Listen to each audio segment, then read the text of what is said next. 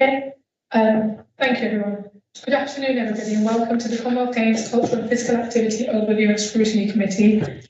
I'll go straight onto the agenda, item 1, which is just a notice of recording. And it's just to note that the meeting will be webcast for live or subsequent broadcast via the Council's meeting YouTube site, and that members of the press and public may record and take photographs except if there are any confidential or exempt items. Item 2 on the agenda are apologies. I haven't received any apologies unless anybody else has received anything from anybody. No, Chair. No? Okay. Any declarations of interest? None? Okay. Item 4. This is just for the action notes to agree the notes of the formal meeting which is held on the 15th of September and to note the action notes of the informal meetings that we've been having online on the 6th of October, the 3rd of November, 8th of December and the 12th of January. Can I get members to agree those notes? Agree, thank you. Thank you. And now we can move on to the main part of our agenda, which is item 5, the Commonwealth Games Legacy. We've got quite a few people who will be presenting under this agenda item, and I believe they've all joined us online and can hear us and will be able to present their bits from the different rooms that they are in. I think it's probably best for me to introduce Kat, if it's okay if I introduce yourself, and then you'd be able to give an overview of who we've got in attendance and who will be presenting which part and in which order. And if I can just say, in terms of wherever you see fit, where we can take a pause and any questions from members, I can take them under the different themes of the different areas that are being presented. So Kat, if I can hand over to you and you can just introduce or at least tell us who will be presenting first, and then we'll take questions as the presentation goes on. Thank you, Chair. So, hello, I'm Kat Orchard. I'm Head of Community Partnerships and Legacy for the Commonwealth Games Programme team. Thank you very much for your time today at the Overview and Scrutiny Committee. So the first sort of presentation will be a combination of myself and Graham, which will just sort of set the scene for Legacy as an overarching theme before moving into some of the details behind the £6 million community fund. Following on from us, there will be colleagues that we are working in partnership with the organising committee. So Lydia Harrington will be presenting around Creative City, and James Grinstead and Adam Stokes will be presenting around the youth programme Bring the Power. After which we will be joined by Kwabena Siandi from our Equalities team, who will talk about the Stronger Communities funding programme, and then finally back to myself for an update on Celebrating Communities, which is the award funding, and what we're doing around physical activity. So that's sort of the long list. So if Graham and myself kick off with our sort of overarching number, and then we can move into the key areas, if that's okay with you. Sure. Thank you, Kat. Okay, so I'll just put the deck up for myself and Graham. Please let me know when you can see this. Yes. And has that come through nice and big for you? Can you see that, or do I need to make the screen bigger? I think we can see it fine, but it depends on the detail on the next slide, maybe. It's all pretty visual, don't worry. Okay. So, oops, sorry. So if we move on, and Graham, if you'd like to take it away, please. Brilliant. Thank you very much, Kat, and thank you very much, Chair. Can I begin by saying I'm delighted to be here with you at ONS today. Unfortunately, I can only be with you for the first hour. I have got a prior diary commitment, which means I'm down at Woodcock Street and I'll be chairing the meeting shortly. I have to say I was delighted as well to have been asked to play a role in developing Legacy from the Commonwealth Games by the Chief Execs. But it's early days for me, so I'm not going to pretend that I'm fully up to speed. I've chaired one meeting of the Legacy Committee, so Kat and others know far more about this than I do. And they'll be picking up the key issues this afternoon. I did want to say a few words by way of introduction. And in my view, in Birmingham and indeed the West Midlands, we have a fantastic opportunity to host not just the successful games, but to build the legacy for generations to come. And from my experience of the Olympics in 2012, when I worked in Newham in London, legacy comes in many different ways.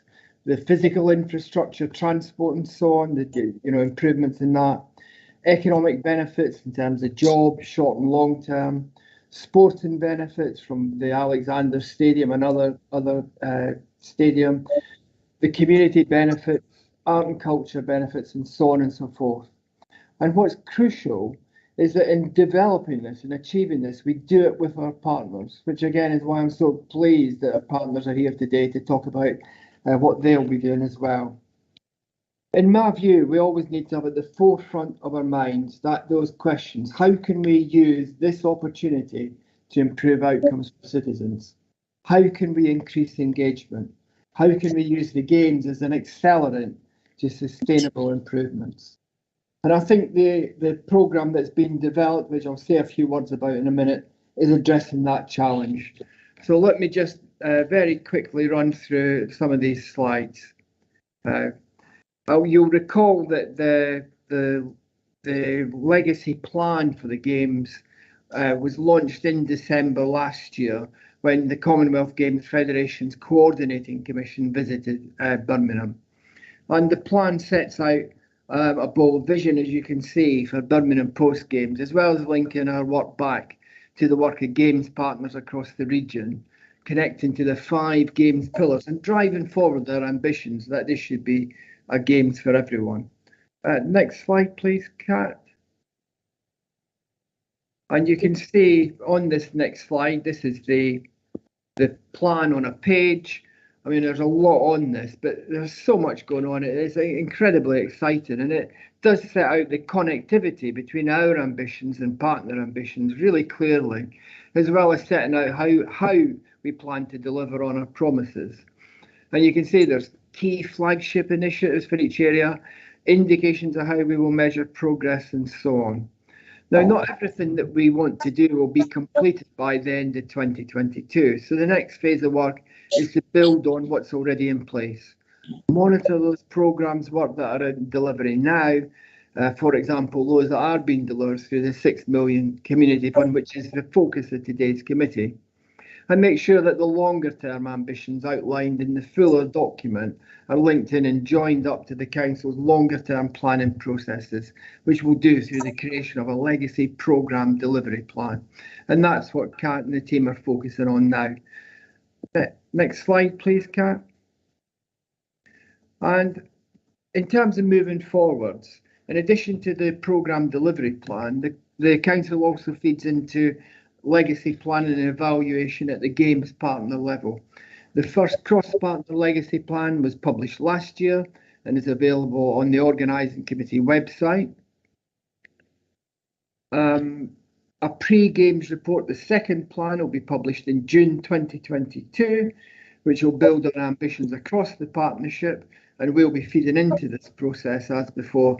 Then after the Games, there'll be a snapshot report, and then a fuller report during, which will come in spring 23, and the full evaluation in June 23.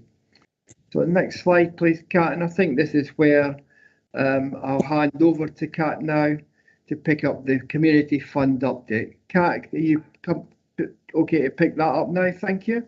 Yes, I am. So this is where we move into the focus of today's committee. So hopefully committee members will remember that the BCC's £6 million community fund for funding activity right across the city arrived into the city in April 2021 as a result of a cabinet decision taken on the 13th of October 2020. That cabinet paper set out the split of this £6 million fund into £2 million for Creative City, which my colleague Lydia Harrington will touch on in a moment, £2 billion for Celebrating Communities, which is the ward funding programme, £1 million to support physical activity initiatives, 500,000 to support stronger communities programmes, and 500,000 to support learning and youth engagement. And when we sort of were sitting down and thinking about designing how this fund should work, there were sort of 8 kind of key points that Cabinet were very, very keen that we stuck to. And this was that the fund must support and engage Birmingham citizens to feel part of the Games. The opportunities from the fund must be spread across the city. We must make sure that the projects delivered through the fund support and showcase our diverse communities. We must make sure the projects delivered celebrate Birmingham and all that's great about our city.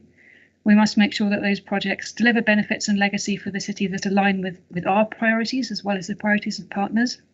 They were very clear that there should be an element of funding at local level through the city's ward structures, which we've done. That's the £2 million Celebrating Communities Fund.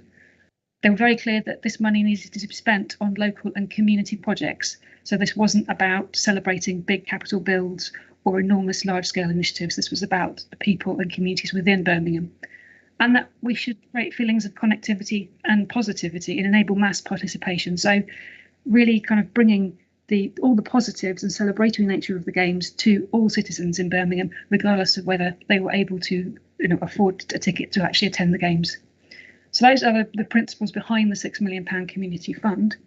And I'm now going to hand over to Lydia, who's going to talk about the first chunk of funding, which is our Creative City Fund, which is a very, very exciting project being delivered right across Birmingham that's focusing on supporting arts and community activities in our local community. So I will just unshare my screen now and hand over to Lydia.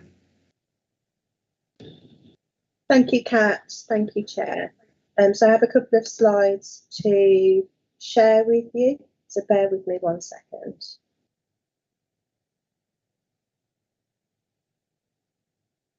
Please can somebody confirm they can see the slides? Yes. Yes. Fabulous.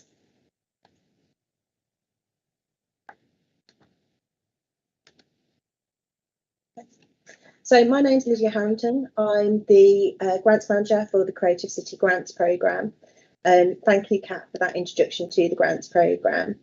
It's incredibly generously funded by Birmingham City Council and has been a real thing for myself to be very proud to work on this programme itself. So the programme aims to connect Birmingham residents and communities with artists and professional creatives, to flood the city with co-created artistic interventions, celebrations and projects, and to catalyse the creative energies of young people aged 16 to 30, as well as valuing the intersection of communities of all ages. It's also about encouraging communities to be more active, physically active, and also active citizens, active within their communities. So we were especially interested in applications from groups in Birmingham's 25 highest ranking wards of multiple deprivation. We were also especially interested in applications that would engage participants, leaders and artists from communities currently underrepresented in the city's cultural activity. And these are the D-deaf, disability, neurodivergent communities, Asian, Black and minority ethnic communities, LGBTQI+ communities and young leaders and participants. So as part of this grants programme and trying to reach those communities within and organisations across the whole stretch of the city, and particularly welcoming those groups that I've just mentioned, we've done a lot of work around media coverage and social media. We've had really good response and the rates of kind of opening social media, etc., have been much higher than the general industry standards for culture. So that's been really good. And it's been picked up by a number of different press and radio. And this was all part of kind of our process around getting the word out to community groups and really into the hearts of communities. So as well as that kind of broad scope press, radio and social media campaign, we also had a targeted outdoor advertising campaign. We ran this campaign after the first round of funding. So as part of the grants programme, we had 2 deadlines, 2 rounds of funding. And that enabled us to really analyse that first round and see where we were receiving applications for and where there may be particular gaps in the information about the grants funding, reaching communities, reaching community-based and grassroots organisations and groups, and that we could then bring in a targeted campaign. So we had 134 digital posters, plus social media geolocating. And after analysing the data collected from round one, we plotted this campaign across underrepresented areas. And in response, the round two application was much stronger from these areas. As well as our kind of press and radio and targeted digital board campaign, we also had a series of information, advice and guidance sessions for potential applicants or interested individuals to the fund. So these were sessions that we ran as group sessions for some networks across the city, and that included Birmingham Open Spaces Forum members, BVSC members, and the Local Arts Forum Network and their members. We also opened up these information, advice and guidance sessions to individual community leaders or arts leaders that would be involved in the development of an application and submitting an application to the fund. So throughout the early information presentations, we engaged over 100 leaders, groups and organisations. And then through our individual sessions, we've engaged over 135 individuals representing at least 135, and in some coming to the space with the hat of 2 organisations. So we had a dedicated web presence on the Birmingham 2022 website for the Creative City Grants programme, and really clearly outlined the criteria for the fund and what we were hoping to achieve, and the types of activities that we were looking for, and the process also. So we opened the grants programme on the 28th of May, delivered information, advice and guidance with a round one closing date on the 1st of July. Those round one applicants were told whether they were successful or not on the 31st of August, and then we repeated the process for round two. This gave us a unique opportunity in order to sit down and talk to those organisations or groups that may have not been successful in round one about how they could further strengthen their project ideas and proposal for a round two application. As part of our decision-making process and recommendation process for which applications and projects were successful, we worked really closely with the community recommendation panel. It's a group of individuals that are extremely active within their communities, whether that's geographical or communities of interest or communities protected characteristics. These individuals were identified by our community engagement team at Birmingham 2022, and were recruited as a community panel to assess, to read through all of the grant applications that met the criteria, and to make recommendations about which ones they felt would really excite communities and would really showcase and put a spotlight on the creativity that we all know already exists within our wonderful city. So their recommendations were then presented to the programme stakeholders for approval, and that group is led by the executive producer for Birmingham 2022 Festival, Ray Dean Carter, and includes representatives from Birmingham City Council, Birmingham Commonwealth Games, and also the National Lottery Community Fund. So now we're in this incredibly exciting moment where we have our successful applications. We have 108 successful applications. That's 108 projects that will be presented as part of the Birmingham 2022 Festival. It's just such an exciting programme, and it's really reached into the hearts of communities. We have large proportions of unincorporated association and charitable organisations that are successful in that programme. And for the successful applicants and organisations are registered across 41 of Birmingham's 69 wards. That's quite a high percentage, and 64 of those are actually in those 25 highest ranking wards of multiple deprivation. So it's really warming to see that actually all of that work that we put into the digital poster campaign, the one-to-one and group advice and guidance, and that press and radio has really reached into those wards and really reached those community organisations that could apply for this fund, and has hopefully given them the confidence and information they needed to put that application in and result in a successful application.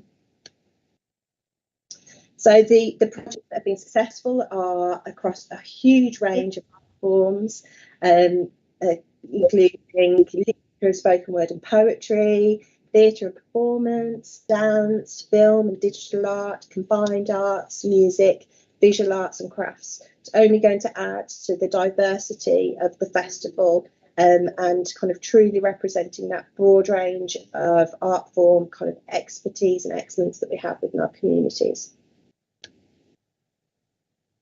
So over 60% of the project, let me go back to that slide. Over 60% of projects will specifically engage participants, leaders and artists from communities currently underrepresented in the city's cultural activity. So this again goes back to those projects that we particularly welcomed into this grants programme. And this is just a snapshot, so it's worthwhile me saying that, because actually this information is based purely on the application information that we've got at this moment in time.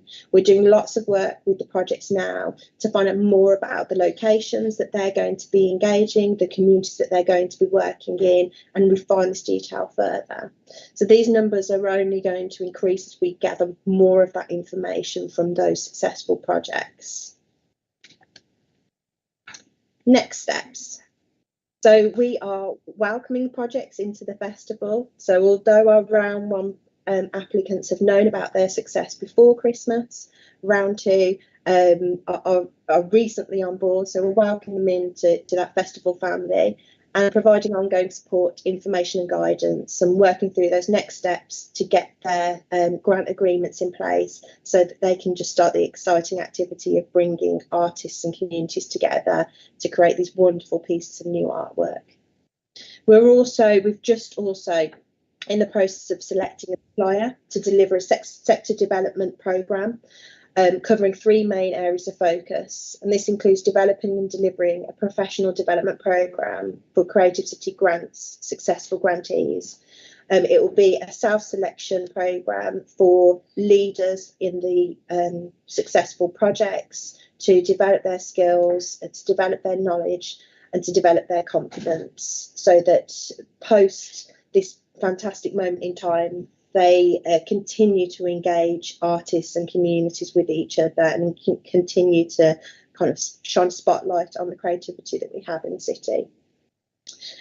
We also are looking at gaps analysis within the projects that we have, and where we may be able to identify opportunities to enhance and engage these successful projects so that they engage more Birmingham residents and reach more locations and areas across the city.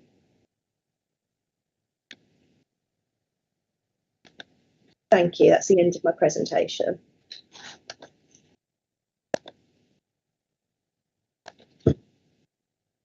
Thank you, Lydia, for your presentation. I'm just wondering whether it might be an appropriate point to see whether elected members have got any questions on the presentation they've seen so far, or Kat, in terms of timing, would it make sense for us to continue on to the next part of the presentation? You can guide me on what you think works best. Sorry. I think we'll be okay to take questions for anything specific for Lydia on creative cities. We have both Lydia and colleagues from who are presenting on the youth programme need to leave at, I think, 10 to 3. So we've got a bit of time. So I'd much rather we did sort of a chunk of each presentation and then took questions so that everybody had a chance to ask what they wanted to do, if that's okay. Yes, sure, perfect, that's fine. Thank you ever so much. In that case, then I can just open up and see whether members have got any questions. So I'll take Councillor Mosquito first and then Councillor Straker-Wells next. Thank you, Chair. Do I look at you or do I look at the screen? You can look at the screen. Thank you, Chair. I've noted over the past few months a number of community organisations have approached me and said, how can we get involved in the Commonwealth Games? And I know that there is one organisation that wants to put on a trade expo in Perry Hall Park. And I had no idea who I should refer them to in relation to their setting up this trade expo for the Commonwealth game countries to become involved in. And that's just one, but there are many. Who would I refer that to? And could they somehow access some of this £6 million community fund, or is it already all been spent? I'll take that one, Lydia, I think. Councillor, on the specifics of that project, could you contact me directly, and I'll be able to find the right place to send your relevant community group to. So I'm cat.orchard@birmingham.gov.uk. In terms of appealing into the £6 million community fund, a lot of this is now allocated already, but there are, I think, opportunities for communities to get involved as part of the trade and tourism programme that's happening around the city. But again, I think I'd really need to take this one offline and understand what's appropriate and what's needed. Thank you very much, Jay. Thank you. Next, I've got Councillor Straker-Wells, and I've also had an indication from Councillor Jan, who I'll bring in after. Straker-Wells. Thank you, Chair. And thanks, Kat. When I first saw the presentations, I was so knocked out, I hadn't got any questions to ask really, because I thought, my God, this has covered everything. But then I thought afterwards, the most difficult thing is the legacy, because I don't think any city has really successfully put business of making its legacy last and contribute towards the ongoing development of that particular city. So I suppose the simple question is there a hub, if you like, that pulls together all of the, say, the creative bits of this and monitors and is in contact with everybody to make sure that everybody knows what's going on? But also there's something else that came to mind. I mean, the leader got us all very excited last meeting, because he said, the chances are that we're going to be having some kind of creative festival every year. Is it annually? Annually, probably in summer.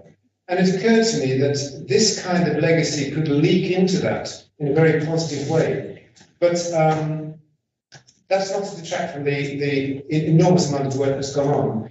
My only fear is just that having set all these targets, having got all these people involved, having invested all of this money, who's actually monitoring it? And is there a hub where all of the organisation comes together so that there is a group of people who are keeping very close tabs on what is happening to particularly young people in the youngest city in Europe?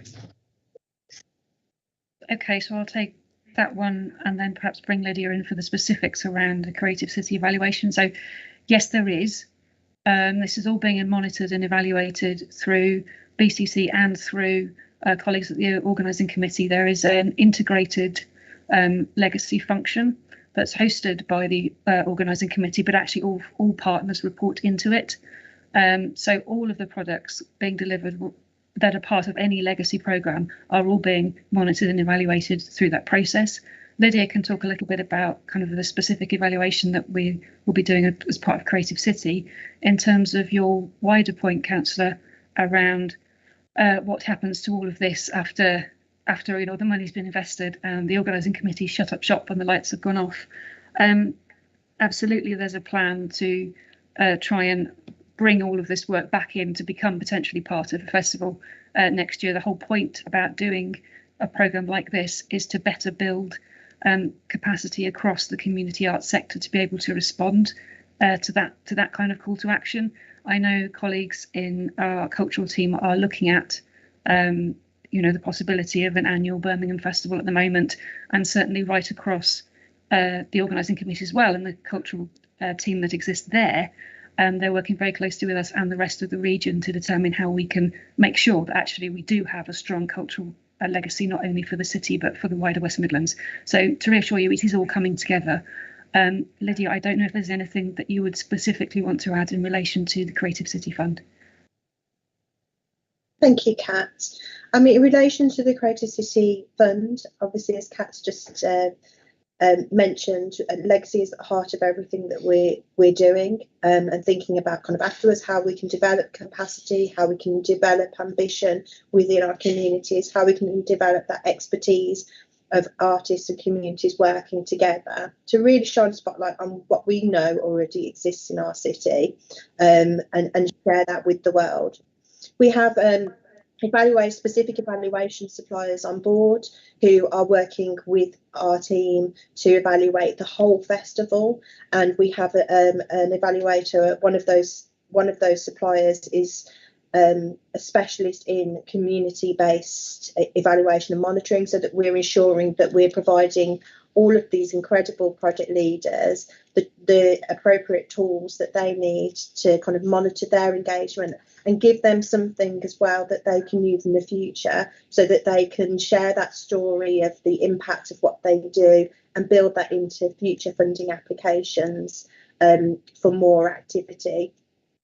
So we are working very closely with those community groups to support them in that process. In terms of Creative City, the stakeholder panel that I mentioned in our recommendation process is with us through this whole programme, and we're reporting back to them and sharing kind of the findings as we go along, and that monitoring and evaluation information. And we hope that a number of spotlight case studies will come out of the Creative City, because so much of the impact these projects will have will be qualitative as well as quantitative, and it is really about bringing those stories to the forefront of the experience that people have had in the engagement. Thank you. Councillor Jan? Thank you, Chair. Just in regards to what Councillor Mosquito, in regards to organisations, when it comes to parks, it's best to contact the friends of the park as well, because then they can help and assist you as well. So I think it's Helen Banks that would be a good point of call for that, because I know quite a few organisations have contacted Helen directly saying that they want to do different projects in the park. So she'll be the best one to assist you as well. Thank you, Chair. Thank you. Thank you. Thank you. Do I have any other questions or comments from members on this presentation before I ask a couple of the ones I've got? Yeah, Councillor. I think it's important to say to Kat and the presenters that there are going to be lots of activities taking place, not just through the council. And I think, and I've not noted any of that at all in all of our presentations, but in all the conversations we've been having as councillors. But I know that lots of different organisations, faith organisations, community organisations, are organising in different ways. And I think it'd be useful to try to galvanise or pull together that information to use for our legacy in the future, to say that this is what brought Birmingham together, if that's good English. I think it's poor English, actually. But what do you say, Martin? Sorry? Together. How do we describe? How do we bring people together? What's a really nice way of saying? Come on, grammar school. No, I think that you said it really eloquently, actually, Councillor Mosquito, because ultimately what you're saying is that if I can just check, is that you're talking about obviously a lot of the funding, the resources and things that are coming into the city from the opportunity that we've got of having the games, especially through this Creative City grants programme, but also recognising that there will be other ways that people will be getting together on perhaps the back of having the games here, but not directly benefiting or directly receiving some sort of funding, but still getting together and doing activities. And it might just be a good idea if we can capture that as part of the legacy of having the games, because you're right in saying that it's not necessary that you have to directly receive some sort of funding to benefit from having the games. You know, a family could benefit by going along to an event, attending something, putting something together, whether it's a street party, those sorts of things. So there are various ways that different communities will be getting involved. And I do agree that it will be part of the legacy of having the games, because otherwise, if we didn't have the games, I think the question is always, if we didn't have the games come into the city in this year, would these activities be happening otherwise? And if that's a no, then I think it does mean that it's part of the legacy of having the games. I think that's what you might have been saying. Absolutely. Thank you. Thank you. I've just got, sorry, did somebody want to come back and respond, or did I? I was going to say, may I make a request then, please? We're not all present and all knowing. So if there are things that are going on that members feel that we should need to know about, it would be really helpful if you could just drop us a line. The reason they're not featured in the presentation today is that this presentation did focus specifically on the council's contribution, £6 million. We would be absolutely delighted to hear about anything else that's going on. And, my colleague Ali Roberts, who's looking after Proud Host City in particular, and all of the branding and association that goes like that, really wants to make a big splash around everything that's happening across Birmingham this summer, regardless of whether the council's funding it or not. So if you do know of things, a plea from us, please just do let us know. Sure, thank you. Thank you, Kat. I've just got a couple of questions myself now. Firstly, I think that a lot of what was presented to us really captures how far and wide this money will be going and how far it will be spent and how much of a difference it will make. I know we didn't get into the detail as to which sorts of projects have been supported and that sort of thing. I know that they only found out just before Christmas, if I'm right. And obviously they'll be putting together how they'll be spending it and things like that anyway. But I'm sure that we as elected members will start to hear the benefits, and we'll, if we find out how did this come about, and we'll hear it came from this this pot of funding. So I'm sure we'll start to hear it on the ground ourselves. Just one of the questions, I think it was towards the end of Lydia's presentation, around gaps. It might even have been the last bullet point about gaps and more Birmingham residents. That kind of sort of triggered a thought or a question in my mind. I know that Councillor Mosquito already asked a question about how much of that is still available and if it's almost all being spent and that sort of thing. But I was just thinking, there are a lot of individuals, and I'm thinking of young people in Birmingham who are interested in producing music and sort of working on music production and visual sort of videos to support those the music that they create. I know that they're not. I can think of a lot of people sort of in my mind who aren't necessarily assigned or aligned to a particular organisation or a community group, but just have got the talent, have got the passion, have got the sort of maybe social media platform that they've managed to create and build over a number of sort of years. I was just wondering if there's room or scope for individuals to sort of tap in and be involved and benefit alongside organisations, because those individuals will then have a knock-on sort of effect to the teams that work around them. So it's not just the person who's singing the song or sort of spitting bars if it's rap music, but it will be people who are creating the video, the people who are working on the sound. So there's a whole sort of team of people working, but it's not necessarily a community organisation. But they will then make that sort of from beginning to end, have the project at the end, and then they'll put it out on social media and it will just circulate. And then sometimes they end up doing sort of smaller gigs and shows in various parts of the city. And I'm just wondering if maybe that's already being sort of ticked off, and if people out of the 108, if anyone like that is part of that, and if not,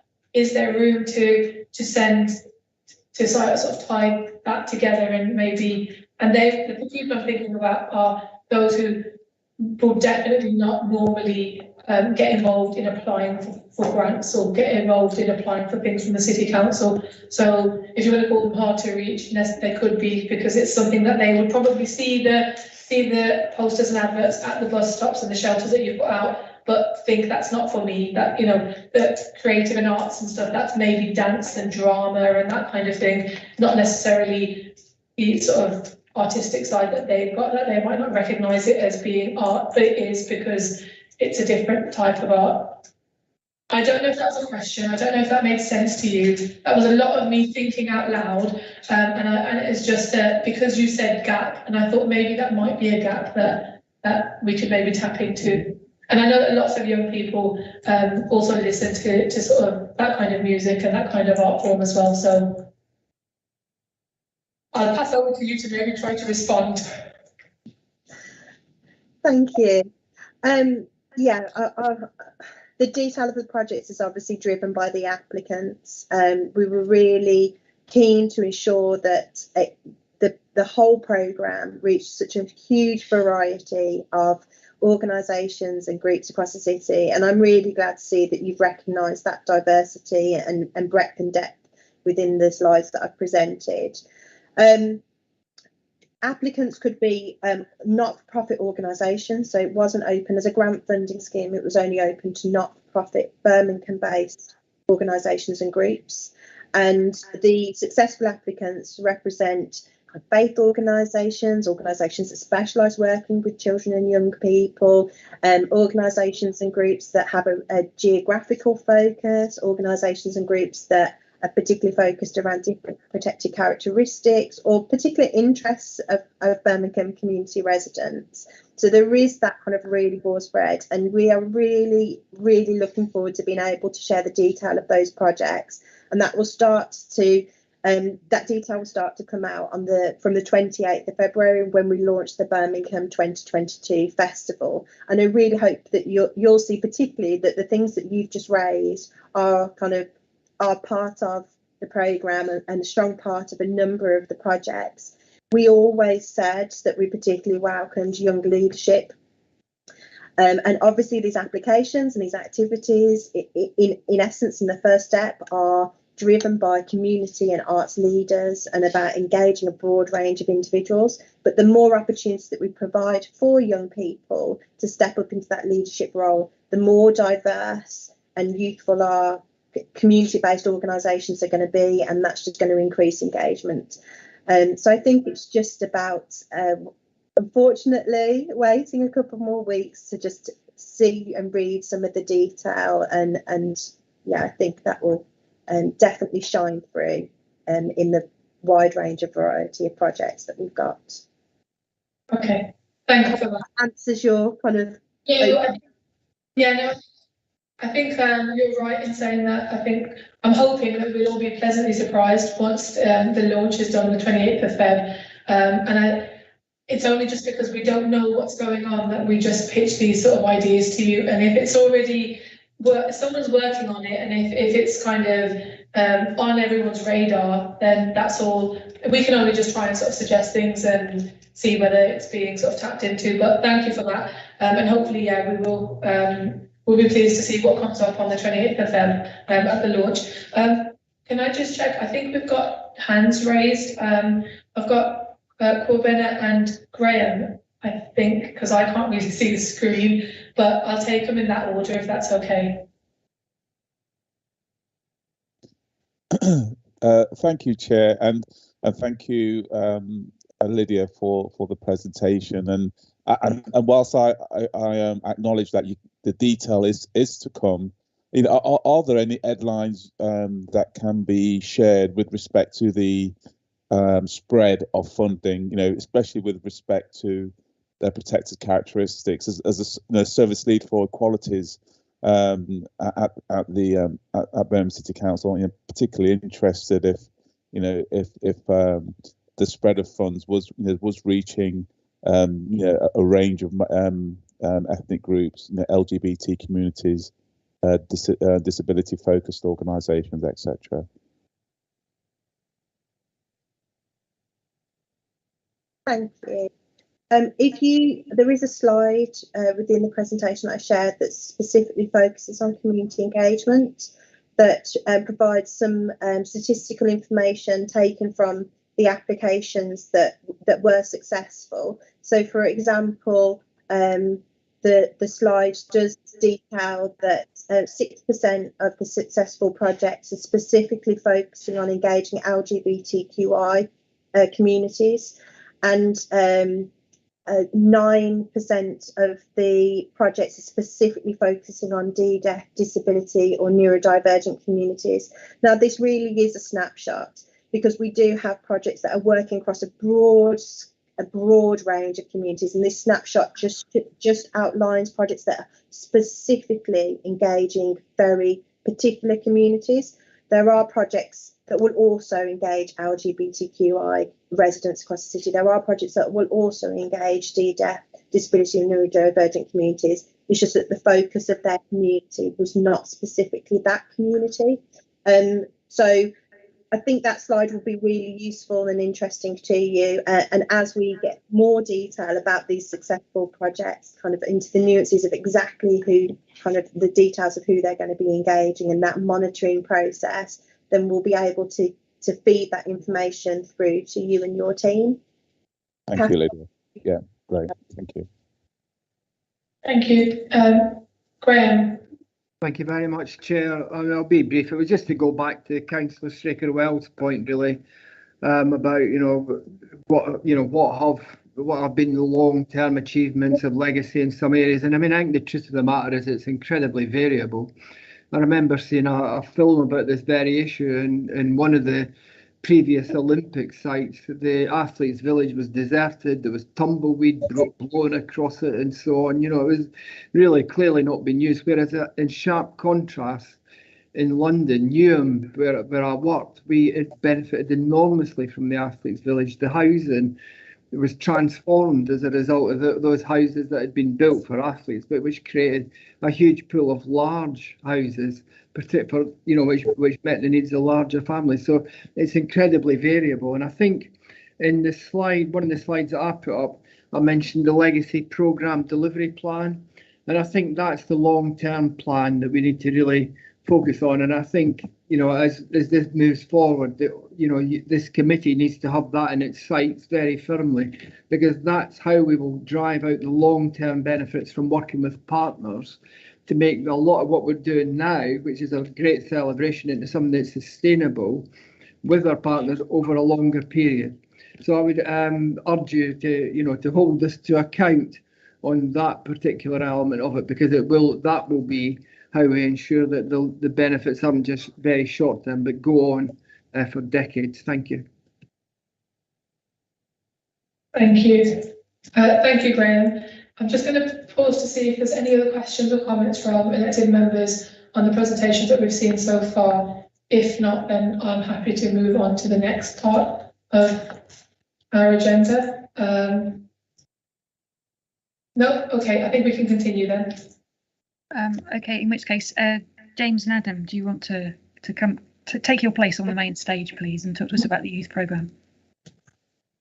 Of course. Is there echo there? Maybe a slight technical. No, still not working. Sorry about that. I hope we fix that. That sounds a little bit better. Can you all hear me now? Yes, we can all hear you once. Right, I think we've solved it. So apologies for that. Can you all hear me? Yes. Fantastic. Thank you for having us. My name is Adam Stokes. I'm the Youth Engagement Manager for the Bring the Power programme. So my focus is on community groups for young people aged 5 to 25. So everything that encompasses youth clubs, grassroots sports clubs, uniformed groups, and everything that occupies that space. I'm James Grinstead, the School Relationships Manager at Birmingham 2022. So working alongside Adam, we've obviously a specific focus on engaging as many schools, colleges and universities in the programme as possible, and connecting them as closely as possible to all elements of the games. I'll just share our screen for our presentation and ensure.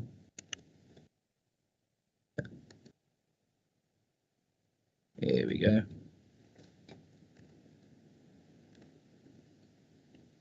Hopefully you can all see that. Yes. Fantastic.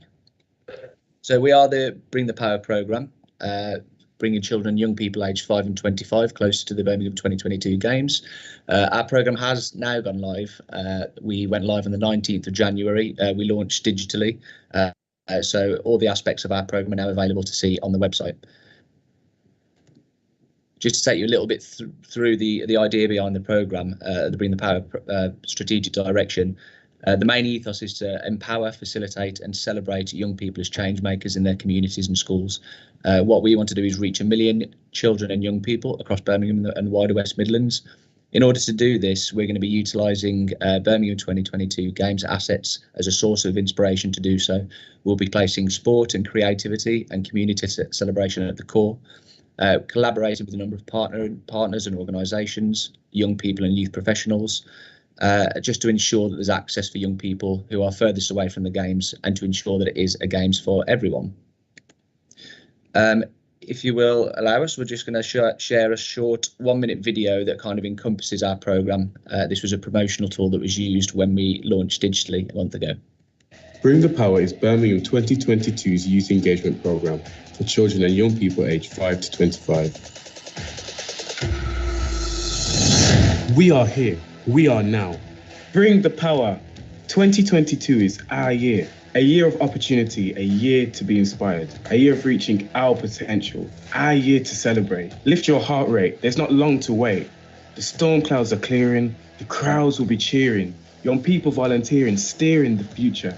Birmingham 2022 Commonwealth Games. It will be here in a flash and will shine bright, and its light will last. There's something happening here. Our focus is clear. Champions of equality, a beacon of humanity, the dawning of our destiny within the heart of our community. With success in mind, we all can find a bolt of lightning to charge our spirit and cast a long legacy. Bring the Power. Birmingham 2022 Commonwealth Games. Bring the Power is Birmingham 20. Some of the dialogue that you might notice there in that short video reflects the narrative behind the logo and the design. So the design was assisted via a consultation with young people, so it was very youth led. The narrative behind the design of the logo and the idea of our ethos behind our programme is there is nothing more powerful than a flash of inspiration, a strike of lightning that shines through your community. Let inspiration brew like a storm and watch the sparks fly. Be brave in your ability to amaze. Your potential is golden. Never be afraid to become your great. Bring the power. I just wanted to sort of relay to you some of the early successes of the programme, really to bring the programme to life. So back in October, we took 79 young people from the city down to Buckingham Palace, where they were the flag bearers in the Queen's Baton Relay launch. So we're very much a front and centre moment of that event to launch the Queen's Baton Relay, and those 79 young people came from 5 different schools across the city, and also from the Youth City Board, who Adam and the team are working closely with, and I think we'll hear a little bit more about later. And very much that was the first opportunity, and one of hopefully many more to come, where young people from the city are placed front and centre at a lot of the key events and the key moments as the games comes closer. One being that every secondary school in the city is able to nominate a baton bearer for the Queen's Baton Relay. So when the baton comes back into the city in July, the last few days before the opening ceremony, there's an opportunity and a ring fence place for every secondary school or every school with secondary age pupils in Birmingham to nominate a student to carry that baton. So being able to make sure that there's a good spread of young people from all areas of the city that are directly involved in that event. And like I said, there'll be many more opportunities come up between now and the games. We also launched just before Christmas our first set of educational resources, which again were linked to the Queen's Baton Relay. And these are available, and many more iterations of these will come available over the next few months for schools to download and use within their classrooms or for home learning, and have activities and worksheets that really bring the games to life for young people and make sure that young people are educated about what the games is and what the Commonwealth is, and obviously teachers and school staff can use those as they see relevant within their own classrooms. In terms of the schools and education programme that's obviously been funded through Birmingham City Council, these are some of the key headlines on what we're aiming to achieve. So amplifying the number of Perry mascot visits into primary schools.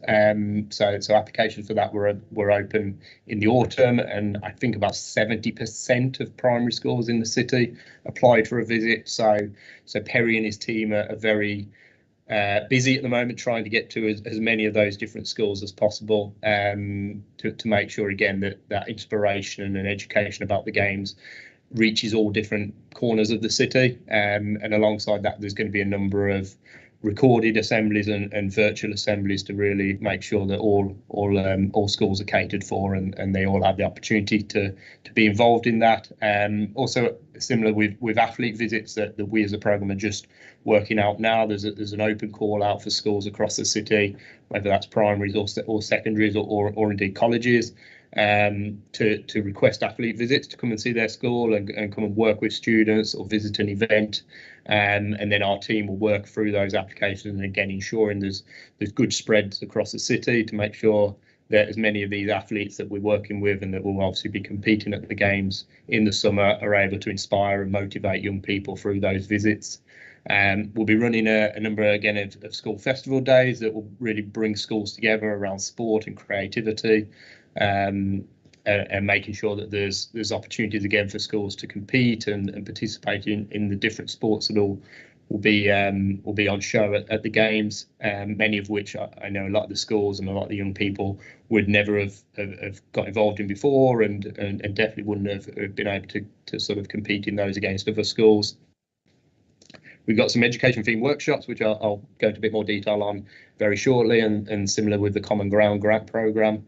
And we're also running a head teacher conference, which is on the 7th of March, where we've got over 150 head teachers, senior leaders from schools across Birmingham signed up to attend that, which will again be very much an opportunity to share details of the programme, the youth programme, how schools can get involved, but also start looking at how we can make sure that as a sector, as an education sector, we're putting a long-term impact, a legacy on schools and making sure that there's a positive impact beyond the games and through the coming years because of the games being in Birmingham. And that's complemented by an advisory group that again we went out to recruit for, and we've got 15 head teachers on, again from across Birmingham and across all different sectors of schools, primaries, special schools, secondary schools, that help us as a programme really understand how to best engage with young people, engage with the schools, and they check and challenge elements of our programme before they're released, and also are helping us drive that strategic aim for long-term impact and long-term legacy from the Bring the Power programme. And also a project called Education is a Commonwealth, where we're working very closely with the Birmingham City Council Education Directorate to roll out this programme to really ensure that teaching staff, head teachers, senior leaders within schools are well equipped to deal with the diversity of young people within their schools and being able to structure conversations and opportunities for these young people to share their voice, share their opinions about Birmingham and about their common backgrounds through that. So a couple of those that I want to just speak in a bit more detail about. The Common Ground grant has been released this week, and £80,000 of the funding has been allocated to this grant, which again enables every secondary school within the city to apply for a grant of around £1,000 to participate in the project.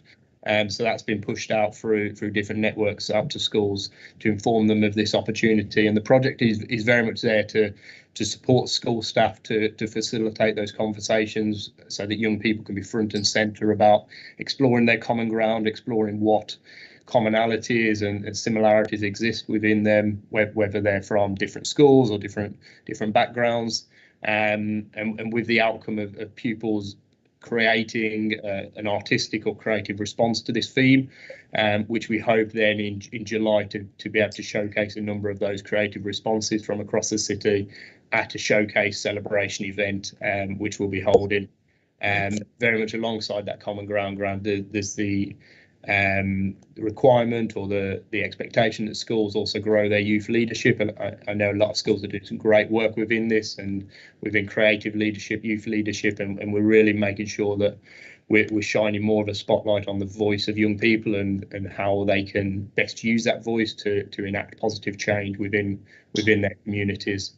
And secondly, on sort of a more detailed sort of overview, engagement workshops that we've got going on into schools, but also into community youth settings, so working across the whole programme, looking at some of the key themes that youth service leaders, youth workers, school staff have told us are really prevalent and really important for young people across the city around employability and skills development, mental health and wellbeing, resilience, empowerment, many others as well. So we're working with a lot of local organisations across Birmingham to deliver some specific workshops which connects these themes, these skills developments with the games, and again starts to look at how we can develop young people now to extend their abilities and to take their skills beyond the games and into their future careers. And very much a lot of these workshops will be targeted across the city to ensure that there's biggest impact on young people who are most in need. And I think before I sort of pass back to Adam, it's very much important to say that a lot of our programme we're looking at how we can engage as many young people from across all walks of life across the city, and making sure that there's a good spread of opportunities, and making sure that none of the schools and none of the areas of the city are left behind for any reason. Brilliant, thank you, James. I'm just going to take you through a few of the elements related to the community engagement aspect of the programme. So we're working very closely with Birmingham Youth Services, which takes up a lot of our programme, and I'll be coming on to those in more detail soon. As part of that Birmingham Youth Services, we have the Birmingham Youth City Board, which I'll also be elaborating on soon. We are in the process of identifying a local supplier via procurement for an employability NEET programme. So we're hoping that a local organisation can deliver a bespoke programme to 50 17-year-olds who are classified as NEET. The idea behind this is to improve employability skills, CV workshop techniques, mock interviews, and at the end of it, they would gain a qualification. As part of our programme, the Bring the Power programme, we want to add additional value to that. And in order for us to do that, we're going to do it via the games assets that we've spoken about before. One of those assets is the roadshow. So the community roadshows are a key games asset and a marketing tool, not just for our programme, but for the wider organising committee as well. Branded vehicles can deliver huge resources on large-scale events, such as sports equipment. And young people have the opportunity to take part in some of the sports in like a pop-up environments where they can just drop in and take part in Commonwealth Games sports such as squash, table tennis, boxing, badminton, and much more. We also have athlete ambassadors, which my colleague mentioned earlier. The website contains information on this at the moment, and how there's expressions of interest forms where schools and community groups can apply to have an athlete visit them. However, James and I also have the opportunity to do this on a bespoke basis, where we can add value to existing work which is already going on in the city. So if there's already large scale events happening and we feel like there was a specific athlete that might resonate in that particular area, or they have a vested interest in something that's going on in that area, we would work with that athlete and find the best solution for them to take part in that event as well. I mentioned earlier about that we'd gone live on the 17th of January. That was digital because COVID put a stop to our plans of having a live event. However, on the 24th of February during half term, we are running a large scale event called the Bring the Power Youth Celebration. This will be taking place at one of the Birmingham Youth Services hubs, which is the Lighthouse in Birmingham. We're really very much looking forward to that, and expecting between 250 and 300 young people who are going to be taking part in at least 6 different sports that are going to be on display at the games. There's going to be food of the Commonwealth, a live DJ, live studio opportunities for young people to create music. We have Perry the mascot there. So many different things going on there. We also have a number of the athletes from the games coming down to do a little question and answer opportunity, but also to do some coaching and take part in some of those sports there. So it's something we're hugely looking forward to. As well as this, we are also hoping to do further mass participation events throughout the summer and in the build up to the game. So that's another opportunity for our programme to kind of showcase some of the different assets of the games, or showcase some of the great work that young people have been doing in the city. So we're hoping that'll take place from May onwards as well. Just to go back to the Birmingham Youth Services that I mentioned previously. So 4 key hubs have been identified as flagship venues to promote the Commonwealth Games. That's the Lighthouse, the Factory, Clifton Road and Concord, which are placed in different parts of the city, north, south, east and west. Each of those locations are going to have a 6-week intensive Commonwealth Game themed activities. They don't run at the same time as each other, so there's 6 weeks on and off between each of the 4 locations. There might be a few days crossover there, but the idea behind this is so young people in those regions can go to these hubs and take part in a variety of different activities. Each centre will be Birmingham 2022 and Bring the Power branded, so they'll look really amazing for young people when they enter the building, and they know instantly that there's that connection between that venue and the games. That each venue is concentrating on 2 sports each as part of the games. So, for example, the Lighthouse is concentrating on boxing and basketball. So during their 6 weeks programme, their young people can coach other young people in the area on how to play those sports, and that'll be very much that flagship region for that particular sport. As part of the Bring the Power programme, we want to add additional value to that by ensuring that athletes of those sports are available at least once to come down, do some coaching and question and answer time, and really make it a really exciting opportunity for young people. During the 6 weeks as well, there'll be food and music of the Commonwealth celebrated and indulged in. There will be workshops such as history of the Commonwealth as well. The Lighthouse in particular is running an intercity basketball skills challenge. This is a brilliant opportunity for young people to take part in this challenge. They do get a qualification at the end of it. It's a huge opportunity that's running from March onwards. At the end of each of the 6 weeks, the 6 weeks intensive activity, there'll be an award ceremony. So the youth services will be celebrating with a big award ceremony just to showcase some of the great work that the young people have been doing across those 6 weeks. In the city as well, there is going to be a Commonwealth Games Youth Violence Project. This is assisted by the Violence Reduction Unit and collaborating with many different local partners in a Birmingham park, which has been identified as a high crime area. Again, where Bring the Power comes into that, we're going to utilise as many of the game's assets as we can to kind of promote youth violence and how that can be reduced. And finally, with the Birmingham Youth Services, there's an opportunity for young people to pick up something called the passport to the Commonwealth Games. This is an opportunity for young people to have something tangible to take away and to have a tick list so they can go to different parts of the city. That might be to the 4 different hubs. So just because a young person isn't from the area where the Lighthouse is, that doesn't mean that person, if they've got access, they can still visit that venue and they can take their passport along and tick off some of the great work that they've been doing there. Just to finish on, I mentioned earlier about the UCity board. So this is one of the most rewarding aspects of the role so far, particularly on a personal level. The UCity board are a panel of 35 young people from 12 different schools across the city, aged 14 to 18.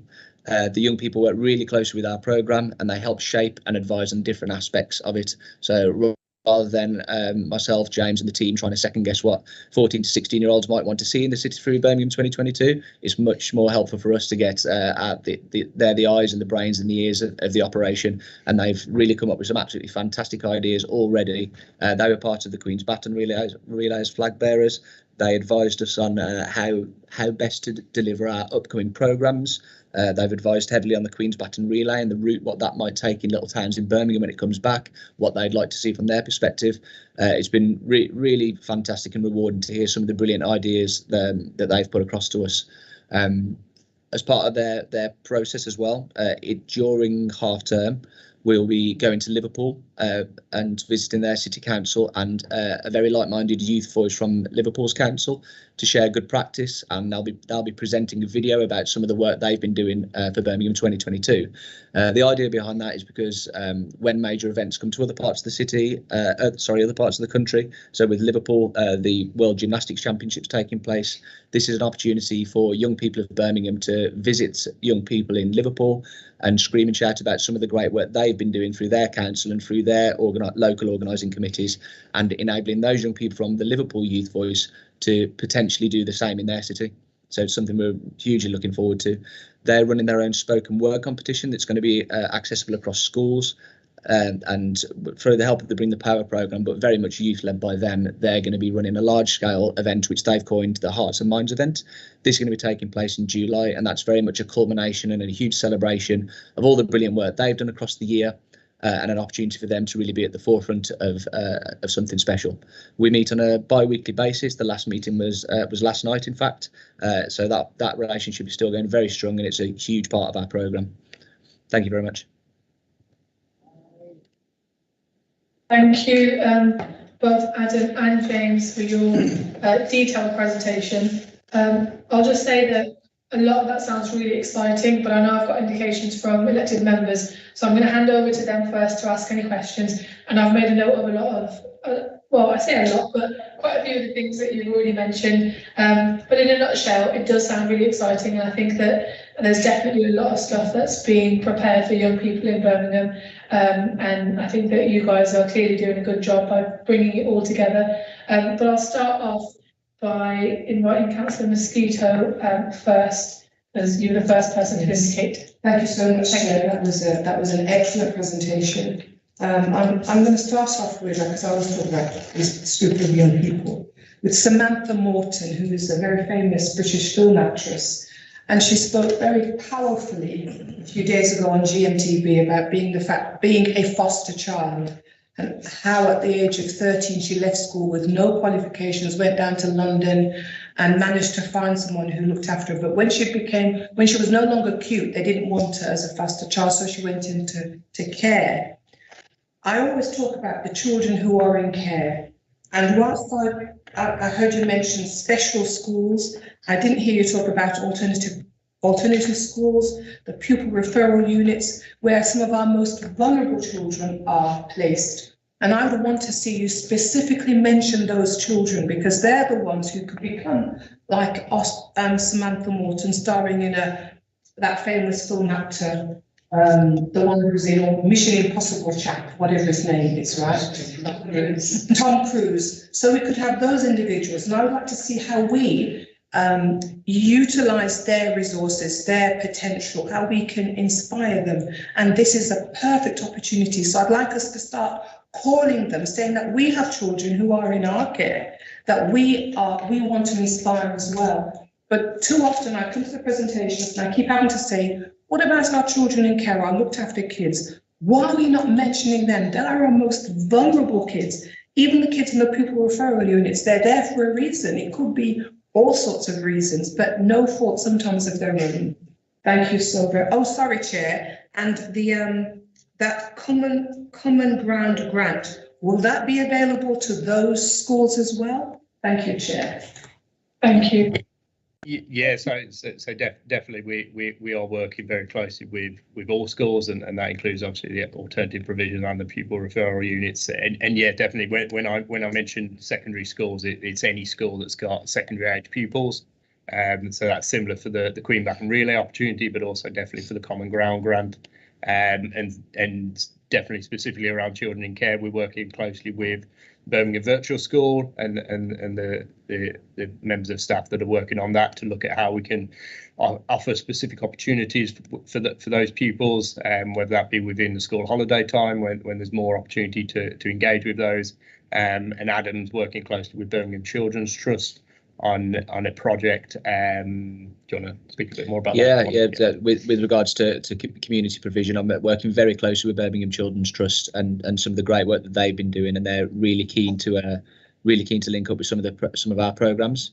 We're going to ensure that it's completely ingrained within the community engagement provision.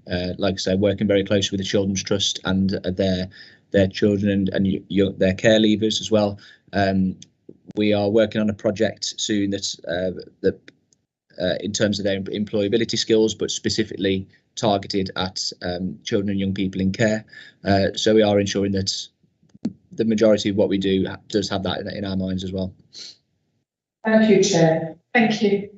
Councillor Jan. Thank you, Chair. Thank you for the updates and everything that you've provided. In regards to the schools in Perry Bar Ward, we've got Eden Boys School, Arena Academy, which we've got quite a few primary schools next to it. There's also Calshot Primary School and also a new primary school, Prince Albert, for secondary school. Have they also been in contact with, because it's good to get the other schools across the city involved, which is really important, but also the schools that are in the ward in itself, because they would need to participate, they would need to engage and get involved. However, there is something that you may not be aware of.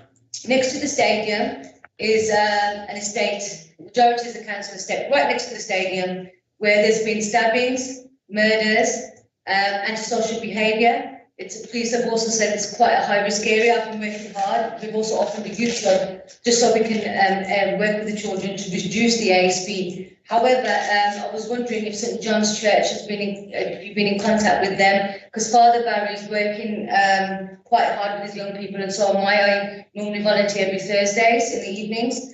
But however, it would be good to mingle with them, because if there is ASB and there is a lot of concerns right next to the stadium where the Commonwealth Games, where everyone will be watching, as well as other parts of the areas, would you consider being in contact with Father Barry to discuss the young people that they try and support and work with? Because that is also a need, and I know there's a need for a lot of young people across the city, but on the heart where the stadium is based, I think that needs to be looked at too.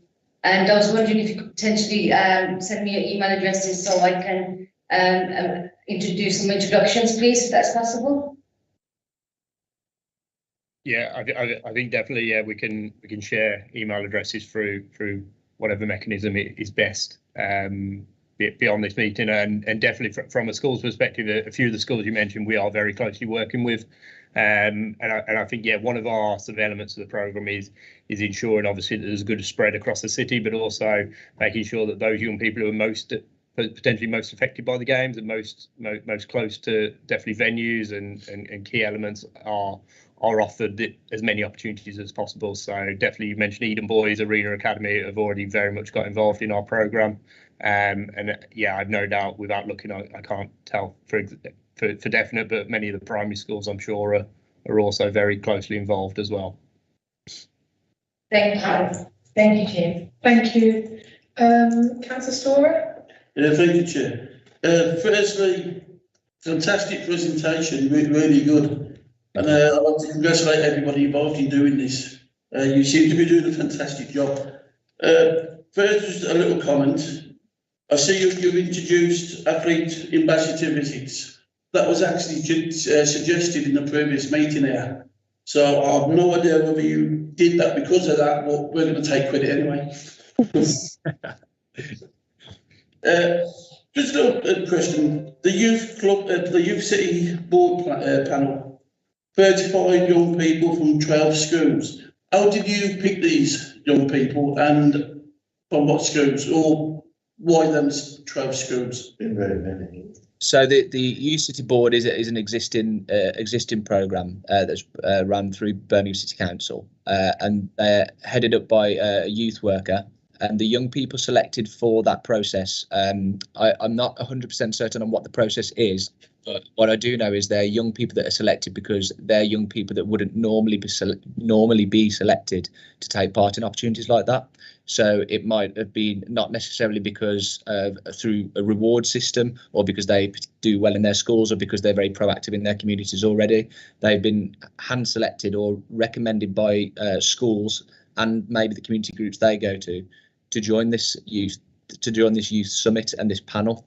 And it's been a very interesting process, really. And I was speaking to their youth worker last night about it. I think last night was the 6th occasion or 7th occasion that we'd had one of our bi-weekly meetings, and the difference between what they were at the beginning to what they are now is an absolute stark contrast. At the very beginning, they were very shy, found it very difficult to communicate and put their opinions across. But through kind of tailored workshops and tailored discussion, they're completely changed young people now. So it was really rewarding to see that, actually, and it really brought home how at the beginning these young people, they were put into this opportunity and they had the confidence to do that, but they wouldn't have normally been selected to do that, or in schools they wouldn't have typically been put forward for something.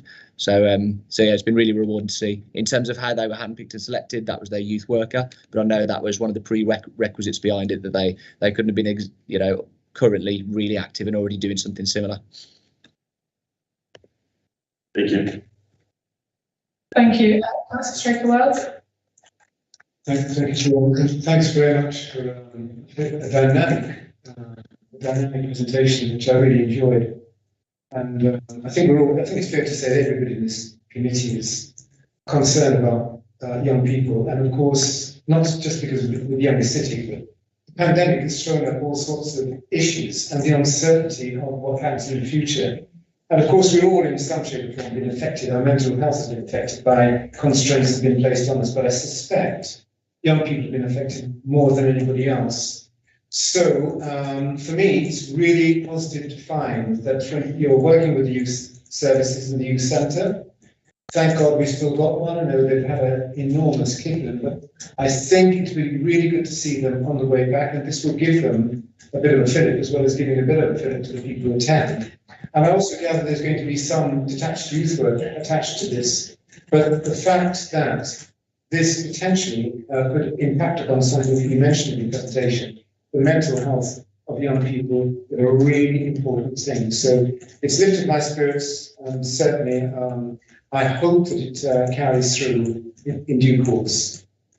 Thank you. Yeah, it's something we feel really strongly about, and we're in a brilliant position whereby, particularly with the workshops, months ago when we knew we had to deliver these workshops in and around the city, we've got different areas of passion amongst us. James and I have worked together a lot in the past, and there's different members of the team where we got together, and we really wanted to delve down into exactly what our passions were and how that can be relayed into this programme. And with the workshops, we had the opportunity to decide exactly what the themes of those workshops were, and it was a resounding agreement that we wanted mental health and well-being to be at the forefront of that. And we're working with local boxing organisations to deliver workshops on mental health, mental well-being and channeling aggression.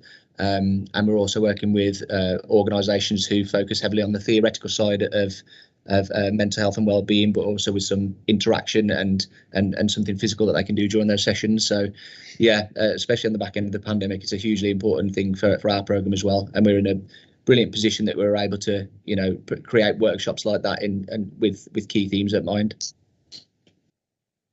Thank you. Thank you again, both Adam and James. I'm just mindful, I know that you all are due to leave now or 2 minutes ago. And I did say I had a lot of questions sort of jotted down, but what I'll do is I'll send them over to yourselves because you guys need to head off. And I just wanted to give the opportunity for the elected members of the committee to ask their questions, but mine can just be sent to you. But thank you so much for your presentation. And like I said at the beginning, it does sound really exciting. I think you definitely know what you're doing in terms of getting the programme right for young people across the city, and also the presentation that you did, Lydia. Really looking forward to finding out what it's going to look like on the end of this month. But thank you once again for attending our meeting and for answering the questions that we've got. Thank you. Thank you very much. Thank you, Thank you, Chair. Thank you. I was very, very close to replying back with an echo. I won't do that. Okay, well, so move on now then. Kat, if I'm right, am I going to hand over to Corbella to do the Stronger Communities Grants Programme presentation? Yeah. So you guys tell me it's a different order. No, that's right, Chair. But just to add something to respond to something Councillor Mosquito said earlier around children in care, the Birmingham Children's Trust have also accessed a different pot of funding that's been granted through the Commonwealth Games Sports Federation, I think. And there is a bespoke series of activities going on across the summer called Unlocking the Games that the Trust are delivering in conjunction with colleagues at the organising committee, but particularly focusing on children and families known to the Trust. So there is, in addition to everything that the learning programme and the youth team are doing, there is a very targeted, specific focus for those children too. So just to reassure you that they hadn't been missed. But anyway, I will pass over to Quibena now for the Stronger Communities presentation. Thank you very much. Thank you. I don't know if Quibena is still on the call right now. Somebody who can see a screen, is he there? He's just dropped off. Okay. In that case, Kat, you can tell us something else interesting that's happening whilst Quibena comes back into the call. Yeah, I can go into and quickly cover off celebrating communities whilst we wait for Quibena to come back, and then if he rejoins us we can pick up, and if not we can continue on. Will that work? Yes, I think so, because I think after Quibena it was yourself anyway. Yeah. Okie doke. Well, let's start there then. So please bear with me one minute whilst I No problem, thank you. Finish up my presentation. Right, I'll put this on to big screen for you. Okay, so hopefully you can see this. It's big enough. I'm working off just one single laptop screen, so I can't see if anybody does kind of try to come in. So Chair, please just shout and interrupt if you want me to stop, or if you want me to quickly run through and then stop at the end, we can do that. So celebrating communities, this is the ward funding. I'm not going to go into detail on the process side of things because you will have all been involved in it. You've all seen the briefings that have gone out to all members and probably attended some of the particular briefing sessions. So around what it is, it's our Universal Small Grants Funding Award, awarded right across all wards in the city, all 69 wards. The aim is to excite communities, drive up local level engagement, and use the games as the catalyst to celebrate Birmingham's local diverse histories and linkages to the Commonwealth. As we said, funding has been allocated to all 69 wards across the city, and funding was weighted dependent on the number of each councillor's ward has, which is an indication of the size of the ward, and the wards ranking within the 2019 indices of multiple deprivation. And obviously the key point about this is the decisions on which projects are funded are made at ward levels by members of the community. So as you know, there are 3 funding streams. There's Get Active, which was all about getting people out and about in whatever way works for them. So it doesn't necessarily have to be a sporting activity. You know, it could be walking, it could be cycling, it could be dancing, it could be gardening, it could be whatever floats the boat of people locally. There was Ready Steady Fun, which was all about getting your local area games ready. So whether that was spring cleaning streets and green spaces, planting Commonwealth flower displays, thinking about flags, bunting memorabilia, street parties, picnics, anything people wanted to do, we were absolutely prepared to consider. Then celebrating culture. So this was all about projects that kind of celebrated the culture of particular areas of the city. So we know that we're a multicultural, multi-diverse city. We wanted to make sure that everybody felt represented and felt proud of this. So this was about local communities being able to tailor and tell the stories that really worked for them. And crucially, we also said that programmes that were bidding into celebrating culture theme for celebrating communities could also bid into Creative City if it meant that they could do just that little bit more with their project. Because obviously some people may have had enormous ambitions about doing something really big locally and might have wanted to combine the two. So it was always the way that we would try and align those 2 funding streams, and both Lydia and Neil da Costa, who's been my lead in neighbourhoods for the delivery of this programme, have been speaking constantly throughout the grants making process. So, as you know, we've round 1 closed last year, and round 2, well, bids into round 2, closed just before Christmas. A little bit of kind of data on round 1 funding, because we're still working through round 2 at the moment. So round 1, back end of last year, we'd allocated probably just under a quarter of all of the funding available. So the majority of wards were either waiting to round 2 or had made sort of smaller funding awards, but were sort of holding out for the second round. And in terms of the sorts of projects that we were seeing coming forward, you can see that there's the biggest focus for those round 1 projects was in and around getting active. It's probably the most obvious link to the Commonwealth Games, to be quite frank, and possibly the easiest one for people to come together around. But majority focus, absolute majority focus, was on people getting active, getting out and about in their local communities. So round 2, where we are now, this is where we are in the process. So as you know, sort of it all kicked off again in October last year. We launched, in October. We closed really at the very end of December, actually. This is a little bit out of date, apologies for that. And the team in neighbourhoods have been working through all of the applications that have come in as part of round 2. So with round 1, I think we had over 100 applications submitted, and around 57 of those projects were approved by wards in local communities by the end of last year. To give you sort of an idea of the comparison this time round, we have closed round 2 with 321 projects being put into the fund across the city. And now, of course, neighbourhoods teams are in the process of just double checking those applications to making sure that they all meet the criteria. That's the only check that they do. And then we'll start to go forwards to the ward decision making meetings, some of which have already taken place. There's a couple that have already happened, but you should be being contacted by colleagues in neighbourhoods around that second round process now. We aim to have all of those completed by the end of March, by the end of the financial year. How we've been doing communications, engagement and support. So I hope you will have seen things out on social media. So certainly the City Council's own social media teams have been pushing this, but we've also done some elements of paid for social media and targeted advertising across Facebook and so on to try and make sure that we reach into community groups. There's been radio advertising, there's been press, obviously councillors yourselves in your local leadership role. We've been promoting across the Games Partnership, BCC internal comms have been pushing this as well. And speaking to colleagues in neighbourhoods, we've actually had a much higher than average sort of receipt of applications for this fund, and speaking to colleagues who've been analysing kind of the comms that's come in. Again, it's been much higher response than industry standards. So we're really kind of quite pleased about that. We've done, I think, all we can sort of centrally to try and push the message out. And hopefully it has sort of trickled down locally, and obviously local councils have played an invaluable role in kind of spreading the news that this fund was available and that communities could participate out into your local communities.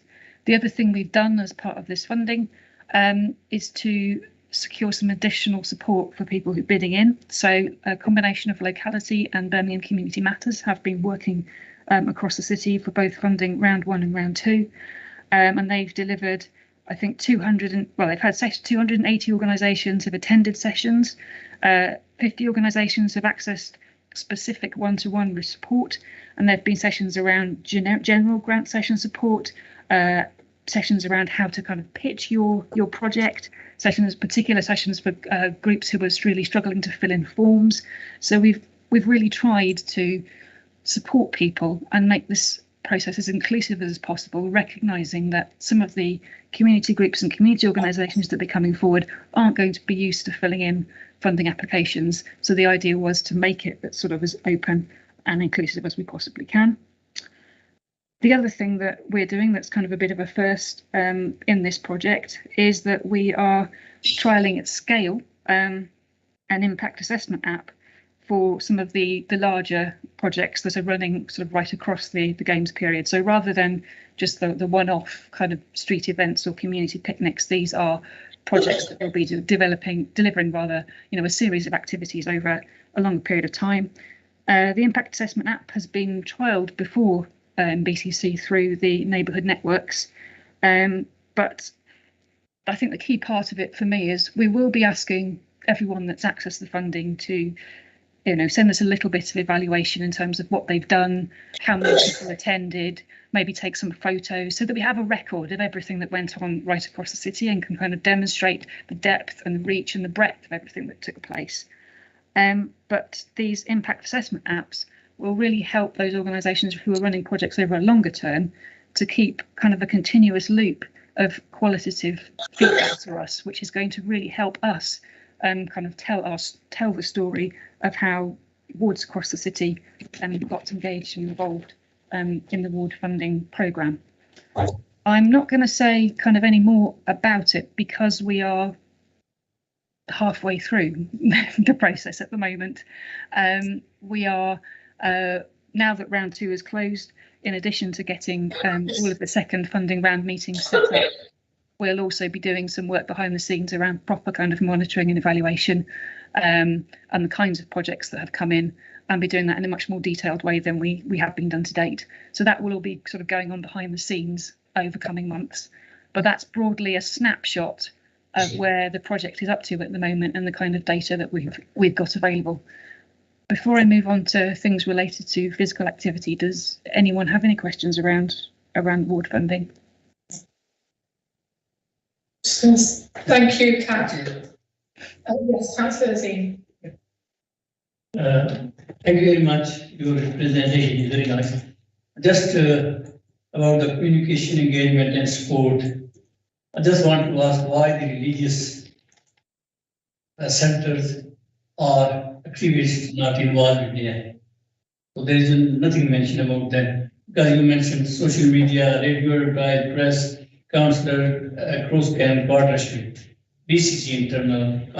I think that is an essential part of the communities, religious places, religious people, and they are not involved at all. Thank you.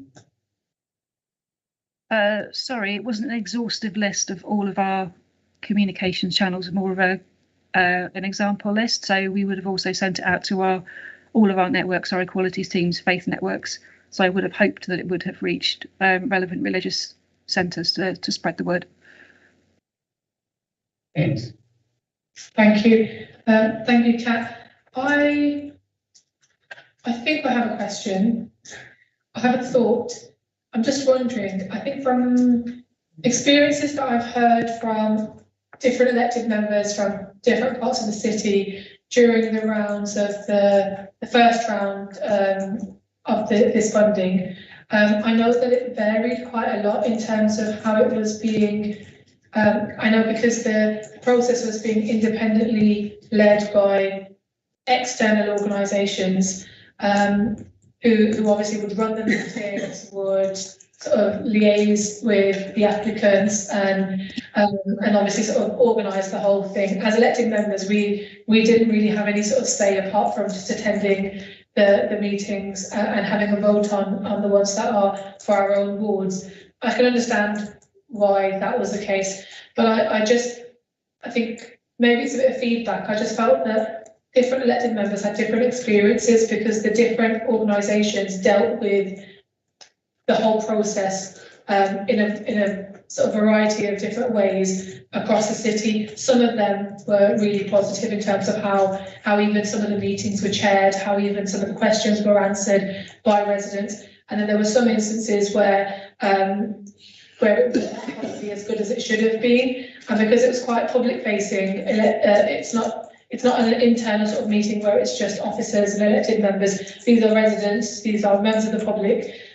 Really, we need to, it would have been better if I know there would have been a vetting process, but if it was sort of kind of equal level of service across the board. I know that, I mean, I won't talk about sort of specific ones, but there were some where a particular ward that comes to mind where residents were given the impression that they had to vote for one or the other. So two applications had come to that meeting.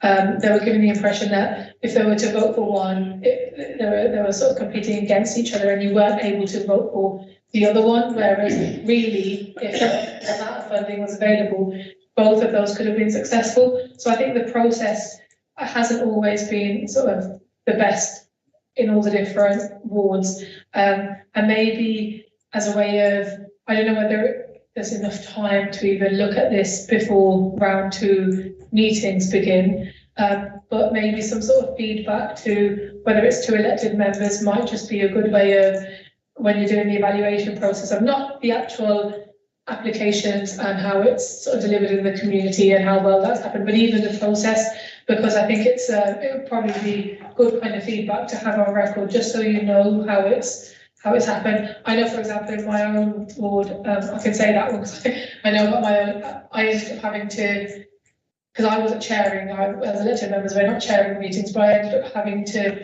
kind of take that role in some of the part of the meeting, just because the person from the external organisation didn't have the experience of dealing with residents who, some are really vocal, some are, you know, really active and energetic and that sort of thing.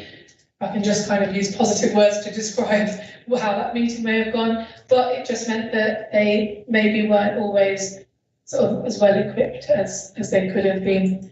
But this is just kind of a bit of feedback, I think, more than questions specifically about the grant itself or the programme itself.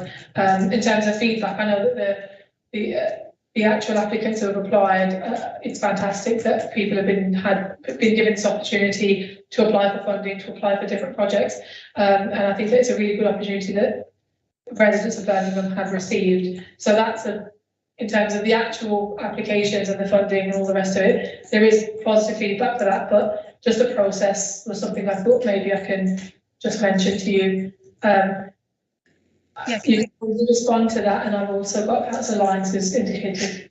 Okay, so let me come back to you first. So absolutely, yeah, it's a learning process for some of those organisations. The point about this was that it was a bit of an experiment as well into a different way of doing things.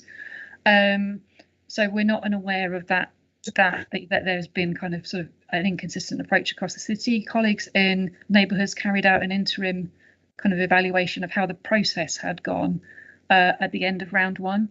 They've taken, I think, feedback and from actually being in the room, the meetings themselves. So quite a lot of NDSG staff have been quietly dropping in and out in the background to keep an eye on things. There's already been a session run with the anchor organisations facilitating in advance of kind of round two starting, that's picked up on some of these issues, and we've done kind of a Q&A with them and also heard how they felt that the process has gone. So we have made some changes already. I'm hoping that the rollout of round two will be a little bit smoother, but we also felt it was important to try something different and to, you know, enable community anchor organisations to get the experience of doing this sort of thing. Not that it would in any way replace the role of elected members, because of course it won't, but you know, the way that funding and so on is being organised, not by the city council at the moment, but the wider picture of funding across the community and voluntary sector is a lot more fractured now. So helping people to organise and come together as part of a community is all part of kind of strengthening the city's community response, if that makes sense. But we'd absolutely taken it on board that it wasn't 100%. We recognise that, and some initial work's been done. There'll also be, as you've suggested, a full kind of process evaluation at the end of this that will really delve into what worked, what didn't, so that we learn. And then, you know, the next time that there is a large funding round, if something like this ever happens again, we'll know what worked, what didn't, and how to build and how to move forward in a more constructive way. Thank you. Thank you, Councillor. Thank you. Can I continue in the theme as Madam Chairman, with her observations and questions? We keep mentioning a learning curve. Now, that because it's all new, it's fine.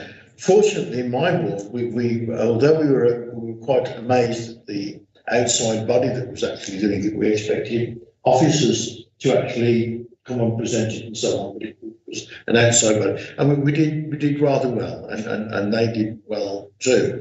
But the learning curve is continuing, because I think what we have as elected members, I'm not quite sure what our responsibilities are. Involving everybody is absolutely right there at the committee and representation and so on. So what are our responsibilities? That is the first thing. Also, we're not getting very much communication from those people as to know exactly what we will be looking at, what we will be seeing, and what we will be, again, responsible for. I think a little bit of clarity, a little more communication, and of course, above all, we need more information so that we can do our job properly. We can carry out our role as elected members to ensure that the best is looked and achieved for all concerned. How about that? Thank you, Councillor Lyons. All right. Hello? Sorry. Yeah, sorry. So what are your responsibilities? So responsibilities were for, and still are, for members to champion the fact that the fund was there and to encourage local organisations to apply, because of course, you know, myself and my team, we're very small. We don't know the city in the same way that you do. One of the reasons that we did go with this sort of outside facilitation approach was actually to answer some of the criticism that had come in the way of the council previously around community chests and how that worked, and the perception that, you know, some groups were favoured over others, and that You know, elected members may or may not be favouring a particular group. I'm not saying that that is what happened. That was the narrative that was played back, and so not putting you in sort of the ultimate decision-making role hopefully enabled you to champion broadly, participate in the process, and then not have to deal with that side of things. So, I mean, we can take a view on whether that was a good idea or not at the end of the process. You know, it's just a way of working. In terms of communications and so on, I will take that back to the team again. You know, they've recognised from round one that it wasn't as smooth and as on the front foot as it should have been. So I will take that back to NDSU and double check that we've got new processes in place for round two. Madam, can I come back to this? I'm still no wiser. I'm sorry, but obviously you're going to go back and make sure that we get the answers, or I get the answers. I'm sure the Madam Chair would like to. But if we want to talk about the community chest, I think that was a magnificent success throughout the communities within the city of Birmingham. I had a great deal to do with that, and it worked rather well, didn't it, Ron? I'd like to see the success of this to be equal to the success of the community chest that we had in Birmingham. Thank you. Thank you, Councillor Wise. I think really we'll know how successful this programme of funding is once residents have been able to use and spend and deliver the projects that they've applied for. But the only thing I would just sort of echo, Kat, is in terms of any feedback, if there's still time to go back before the round two begins, that I would agree that it would be useful if the different organisations who are carrying out the sort of processes, if they can share at least information on the applications that have come in, and sort of maybe just a little bit more detail about the different projects. Because I know that in my experience, we received it just when the meeting was getting organised and set, and it was literally just the name of the organisations and maybe one or two sentences about them. And I know in terms of, as an elected member for the area, if you just think about the projects being delivered for your local residents, it's just good to have that information available anyway. So it's good to know who's out there, who's applying, even if it's people who have applied and maybe haven't been successful enough to get to the final round to come into the meetings. Maybe if we were to have the information of who's applied and hasn't gone to that stage, we'd be able to try and support them in other ways. Just because that information doesn't come down to us, because for the purpose of the meeting, it's just about voting which ones get the funding. But as an elected member, if we put aside this fund, if we just look at the projects that exist in our wards, it's also a good way of sort of connecting with them and seeing how we can support them aside from this moving forward. I think what we're trying to say is maybe if we have a bit more communication with elected members during the process, and even if at the end of the day we just get the one vote at the end, which is fine. I'm happy. I agree with that we shouldn't carry more weight than the other people who are in attendance. I think that has helped the process, but just having the information shared with us at maybe an earlier stage than just these are the people you've got coming to your meeting, and these are the people who will be presenting, and we just get asked to kind of extend as though we're sort of external as well. I think that would probably help the process, especially in terms of from an elected member's perspective. Thank you. Thank you. Right, I don't think Kwabena has reappeared. I'll move to cover physical activity then, Chair, if that's okay with you. If he hasn't appeared by the time that I've done physical activity, I'm quite happy to attempt to run through stronger communities, but as it's being led by the equalities team, I don't have the full background behind it, so you'll have to bear with me whilst I do my best. That's fine, Kat. I think in the background, just so you're aware, I think maybe somebody here, they're trying to get hold of maybe either Paul Bennett or is it Surinder? So they are trying. So maybe by the end of your bit, somebody may have joined us by then. So you can carry on and do your physical activity bit. Thank you. Thank you very much. Right, I'll just put this back up again. I got to the right one. There we go. So moving on. So briefly, the last chunk of funding was dedicated to specifically kind of larger scale physical activity related projects and trying to make sure that we again provided a spread of activity right across the city that was in addition to anything that the organising committee was likely to be delivering. So one of the key things we are working with Sport Birmingham on 2 projects here, one of which is the community games. So right across Birmingham, between May and September, there will be 8 community games events being held.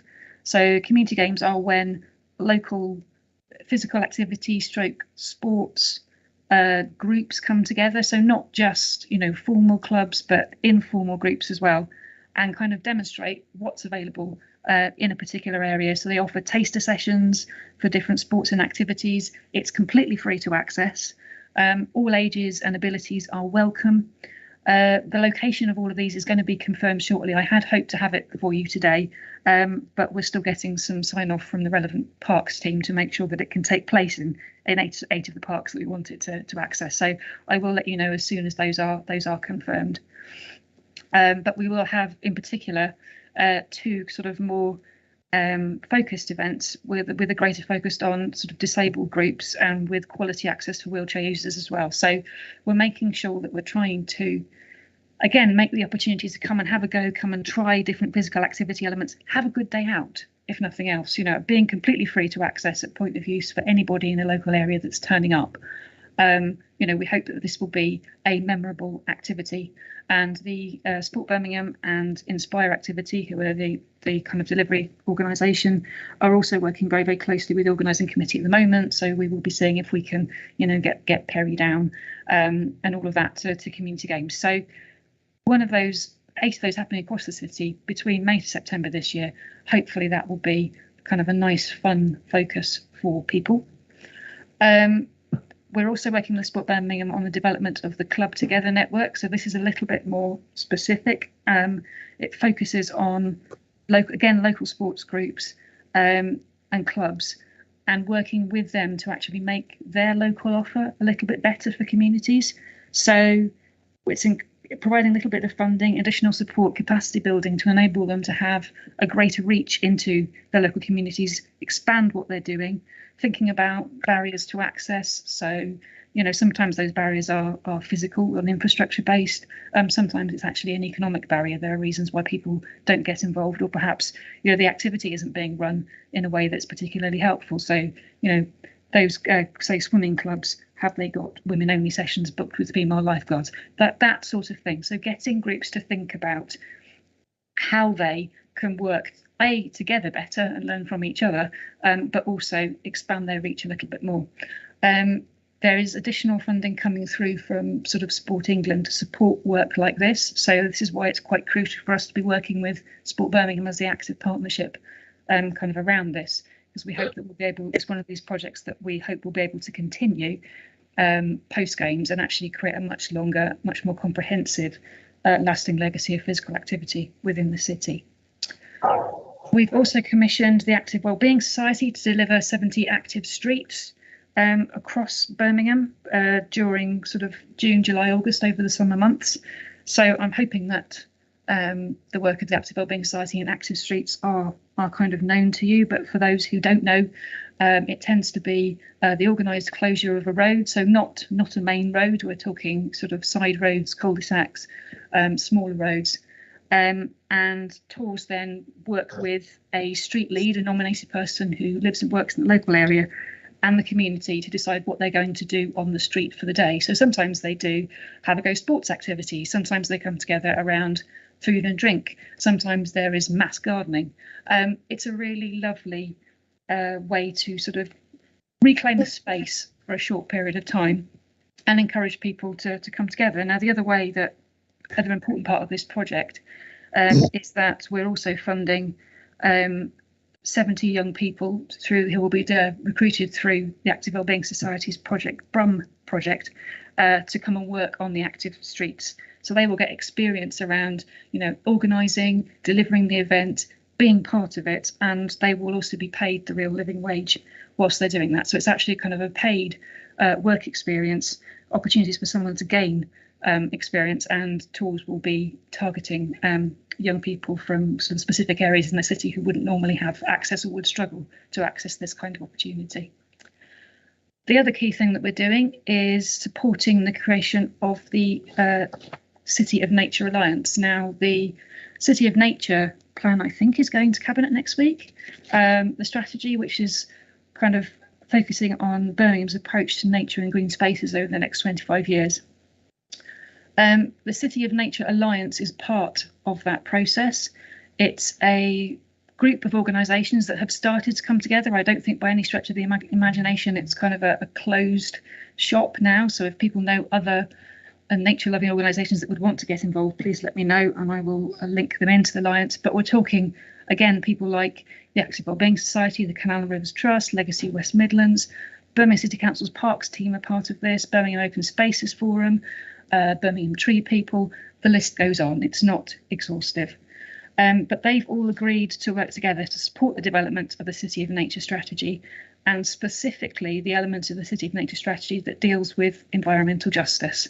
Now, environmental justice is basically the concept that all residents in Birmingham should have access to high quality green space, and the fact is at the moment that it's not an even distribution. So the team working on the City of Nature strategy have mapped the city, and there are groups of wards that are marked as red, so they are areas where there is sort of a very high population density, a very low degree of access to good quality green space, and then the areas of the rest of the areas of the city are kind of amber, where things are a little bit better, and then there are areas of the city that are very green because there is a lower population density and access to high quality green space. So the funding that we are providing them with will basically help starting this process of bringing parks and open spaces across the city up to meet a standard that they will call the Birmingham Fair Standard. So we will be funding a pilot throughout 22-23, which will focus on 5 parks in Bordsley and Highgate Ward, which is one of the red wards in the city, and then will be the pilot programme will move out to 5 more of those red wards, which are Gravelly Hill, Castle Vale, Balsall Heath, Pipe Hayes and Neachels. Now, these wards have been chosen by the team delivering the City of Nature, the Future Parks Accelerator team. If you want further detail on the criteria for selection, I can come back to you on that. But the basic premise of the selection for those 5 wards is that they're all red, so they all have kind of the least environmental justice for their citizens, and they are all kind of connected together. So there's a nice kind of band across the middle, and it means that it's easier to roll a pilot out and kind of expand the work you're doing across wards. So during this period of time, members of the City of Nature Alliance will be working together to sort of promote the Alliance, to come together to talk about how they can do things like sort out funding strategies, how they can deliver educational development programs, physical improvements, community engagements in those parks, and also doing some really basic stuff, like actually quite a lot of parks in the city don't have a parks notice board, for instance, which from the work the Future Parks Accelerator have been doing, they know is kind of a key way of getting people involved and engaged within the park. Now, why this matters to kind of the Commonwealth Games, of course, if we're encouraging people as a city to get out, get active, to enjoy their green space, that green space has to be somewhere that they want to spend time, and that green space has to be somewhere that meets their needs. So this is all part of a kind of a much longer term investment and strategic approach to green space and nature right across the city. So that is the end of my quick canter through where we're spending some of the physical activity money. Does anyone have any questions on any of that? Thank you, Kat, for your presentation of the physical activity area. I'm just going to check to see if any elected members do have any questions. If not, I do have one. I'll go ahead with my one. It was just about the active streets in particular. You said the 70 active streets. I was just wondering if at this stage is there an opportunity for any more to be added on? Is anybody else able to get involved and apply for something in their street? So they haven't been decided yet. So so we've commissioned 70. The Active Wellbeing Society are just going out to recruit street leads now. So I think that's an open recruitment process. And over the next couple of months, the whole idea is that, you know, communities come forward and sort of say we want an active street. So there's plenty of opportunities to get involved. Tours literally, I think, have just started the work on recruiting their street leads. So I can check in with them about comms and how people can nominate their street, but it's not decided at all. Brilliant. That's really useful information to know. Thank you for that. And on the back of that, I know that if we tie in the previous agenda item about the celebrating communities, I know the question that quite a few community groups and residents did have is that if they wanted to apply for that funding, but for a street party to be used part of their celebration at the end of their particular project, would they be supported in getting that road closure and things like that in place? Is this something that can be tied in with these particular active streets, or is that something separate? That would have to be. So if the crux of that question was, do you have to be an active street to have a road closure? Then no, you don't. We sort of specifically commission tours to deliver this as a particular reason for closing a street. But if a street wants to close itself off for its own street party as part of celebrating communities, that's absolutely fine too, as long as they go through the proper process with the council, because there is a notification process. The question for that is that I know that we have to pay for road closures. So would that street or that organisation, would they have to have budgeted this road closure as part of their Celebrating Communities Fund, or is there space for the council to support those if it is in aid of Celebrating Communities as part of the games? So the answer to it now. Yeah, I would have expected that if it was going through Celebrating Communities, then the fee to close the road needed to be part of that. I can certainly ask if road closures if the council is prepared to waive the fee on road closures for Celebrating Communities projects, but that's obviously not my decision. That's a highways one. I'm quite happy to. Yeah, I was going to say, I think it'd be useful if you would be able to take that back and come back with a definitive answer, because I know that the responses have just been varied. I know that some officers have just told groups that, yeah, I'm sure it's fine, you know, because you've been asked to. And then I'm just saying, I don't want the budgeting to have been for X, Y, Z, and then they don't realise that actually we don't have the money to actually close the road in the first place. So I think that it would be good if we can get some sort of answer on that before we start using funds even. So yeah, I'll take to Kevin. I think it's Kevin Hicks. Yeah. As well, doesn't it? So I'll take that back to them. Yeah, absolutely. Thank you, Kat. I don't know if anybody else has got any other questions, and I'm also aware that Corbena has been able to join us again, and also aware that we have gone 3 minutes over already. So I think if it's okay with elected members, we'll maybe put sort of a time for Corbena's presentation. If possible, if Corbena, would you be able to do yours in sort of 5 minutes, and then I'll see whether members have got any questions for you, and then we can just try and wrap this up as quick as possible, just because I know that members have got other engagements and commitments as well. Have we lost her now? No, Kat's still there, but just the camera's off. But Corbena, if you can hear, be able to. I can hear you. Thank you. Thank you. Just a quick disclaimer that I am standing in for a colleague, so I will share the slides now, and I will go through as quickly as possible. Just an overview on the stronger communities. Hopefully my technology is working my end. I don't. Yes, we can see that. Right. Okay. Okay. So. Brief introduction. Yeah, the time limit has thrown me a little bit, but no problem. The the vision is, around Birmingham. I'll skip some of this and some of the detail behind the presentation because you're aware of that. And so I'll just move to right, stronger communities. So as we know, the project utilises an allocation of 500,000 from the council, 6 million, the Commonwealth Games Community Fund. The fund has been split across projects and activities that will drive excitement and momentum across the city, and as I say, will kickstart the city's legacy, hopefully for years to come. And the two other strands, celebrating communities and creative city, which we're aware of. The Stronger Communities Commonwealth Games Legacy Funds covers 2 phases of funding.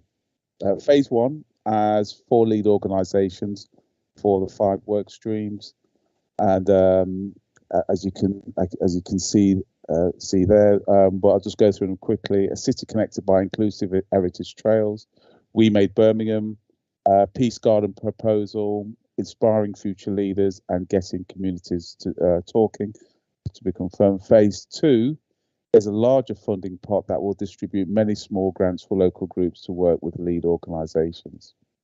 So what have we done so far? So we've secured BVSC as a lead anchor organisation to oversee the distribution of the 500,000. And we have a community investment framework for inclusive commissioning developed by BVSC. Equalities and Cohesion, working in partnership with BVSC to progress the assessment of applications for phase 2 of funding. And so far, by the 75 expressions of interest, 66 have been approved and sent condition of grant offers. 4 lead organisations and 62 phase 2 small grant bids have been approved. So how are we ensuring projects are reaching a broad spectrum of people?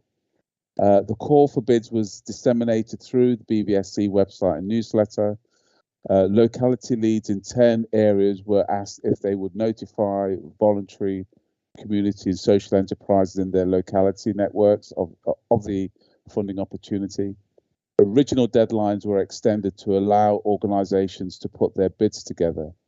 There was emphasis of the funding was on the voluntary, community and social enterprise sectors. However, bids have been received from faith-based, education and business sectors that make up the rich tapestry of organisations that form part of the city. And further detail of this embedding inclusion is covered in the community investment framework. So an overview of the work streams and summary of key performance.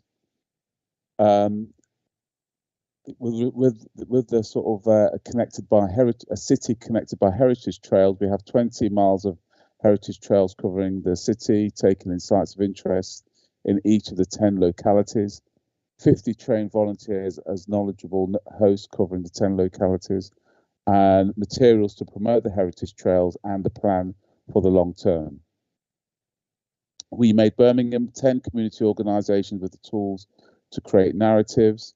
I'll pick out, I won't go through all of them, but there's a bullet point there, 100 narratives from residents on their experience of migration, settlement, identity and belonging.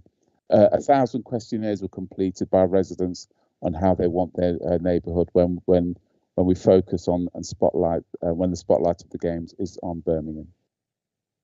Another theme, get communities talking.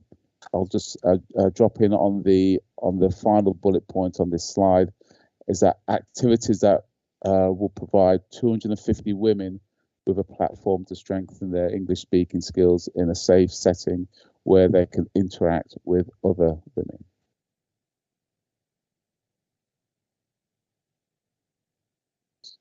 Tell me now. Okay. Birmingham Peace Gardens. A Peace Garden is attached to the remains of St Thomas's Church in the city centre, and the use of the garden for 10 commemorative and celebration events, and also the garden will be used for educational activities as well as so that is the key focus on the theme of the Peace Gardens there by St Thomas's Church.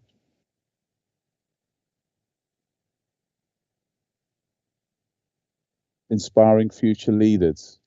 The second bullet point there, 50 young people to meeting with positive role models of all age groups from Black, Asian and marginalised ethnic backgrounds who are leaders within their fields and learning about their success strategies.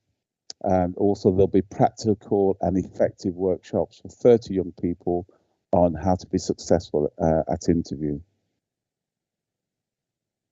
Okay, so there is more about the visual map of the work stream, but because of time, Chair, I'm conscious that you have limited it to 5 minutes, so I will pause there rather than go through the remainder of the slides. Thank you so much, Corbena. I think because members did receive the presentation, they have had a chance to have a look at it before anyway. So hopefully, if they've got any questions that are in relation to bits that you haven't presented, then we can take any questions afterwards. But specifically in relation to what you've just presented, I'll just take any questions from elected members. I've got Councillor Lyons. Thank you very much indeed. In your slide there, you mentioned the Peace Garden, and what I would not like to see happen is the Peace Garden is to commemorate those that died, both in Birmingham and elsewhere, during the Second World War. And that Peace Garden was built on the ruins of one of our churches to commemorate and remember those that lost their lives. Now, I do not want that emphasis being lost on the work that you're doing, maybe well, but its intended use is obvious, sir. Yes, totally point noted and taken there. Through the Armed Forces Covenant Group as well, that point has also been made. So I can assure you that that focus of commemoration will not be lost on the Peace Garden events taking place there. It's not on your slide. I would like it to be added to your slide, please, in some or other. Okay. Yeah, noted. Thank you. Thank you. Do we have any other questions from elected members for Corbena on this presentation? If not, then I'll just ask you a couple of really quickly, though, if that's okay. In relation to the heritage trails, I know that in one of the slides it makes reference to 20 miles of heritage trails covering the city, and taking insights of interest in each of the 10 localities in the city. I was just wondering whether we're at a stage or position for elected members to go and visit the heritage trails, or to where we're at with that, basically.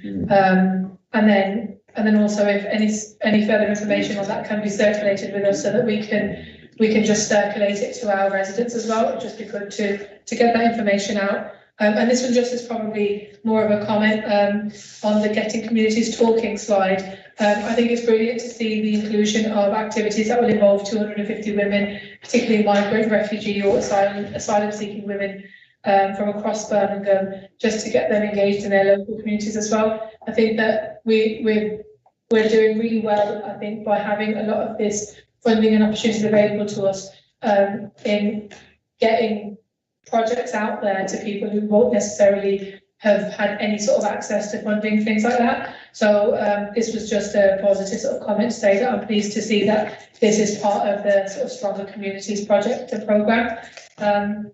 The question is just for the trail, if you've got the answer to that, or then Yeah, well, thank you for the comment around the Getting Communities Talking slide. As for whether all of the heritage trails are ready for visits, I can't answer that. I don't know, but I will certainly take that away and obviously come back with a response as soon as possible, and provide the necessary information about all the heritage trails that have been supported. So I can't confirm that at this moment in time, but I've definitely noted that question, and we'll come back as soon as possible with a full answer and information about the trails. Okay, thank you ever so much, Corbetta, and I'm just going to pause again to see if anyone else had any other questions. Otherwise, I'm happy to move on with the agenda, especially as we are already sort of 15 minutes running over. Okay, that was my pause done. Thank you again for everybody who's attended the meeting and has given us a presentation and answered all of our questions. I think overall we've had a really exciting meeting where we found out a lot about the opportunities that the city are going to be receiving or already in receipt of now and sort of moving forward, and especially the legacy benefits to the residents of Birmingham. Thank you again, Kat, and everybody else who has been in. I'm just going to swiftly move through the rest of our agenda just because we need to get it done. So under the work programme, just to note, it's just a discussion just about the next meeting we've got on the 16th of March. We will have the leader and the programme director in attendance. So both Councillor Ian Ward and Craig Cooper should be in attendance. They have confirmed that they'll be attending and giving us a sort of run through. At the end of that meeting, we do have a visit to the council house for elected members. So the meeting is going to be at 10 o'clock instead of 1:30. As soon as that meeting is over, we've got a visit arranged for the members of this committee. Item 7, date of the next meeting, I've just sort of mentioned that. 8, requests for call-in. None. 9, any other urgent business? None. Yes. Can I speak, please? Are we just the members now? No, we're still live. We're still live. We're still. Yeah, I'd like to speak just for the members. Okay, we'll just to ask you a question. That's fine. So we'll just. I'm just going to, for formality purposes, I'll just item 10, authority to act. Agreed. Thank you. And then Councillor Lyons, I'll just wait until Kathy tells us that we've stopped streaming.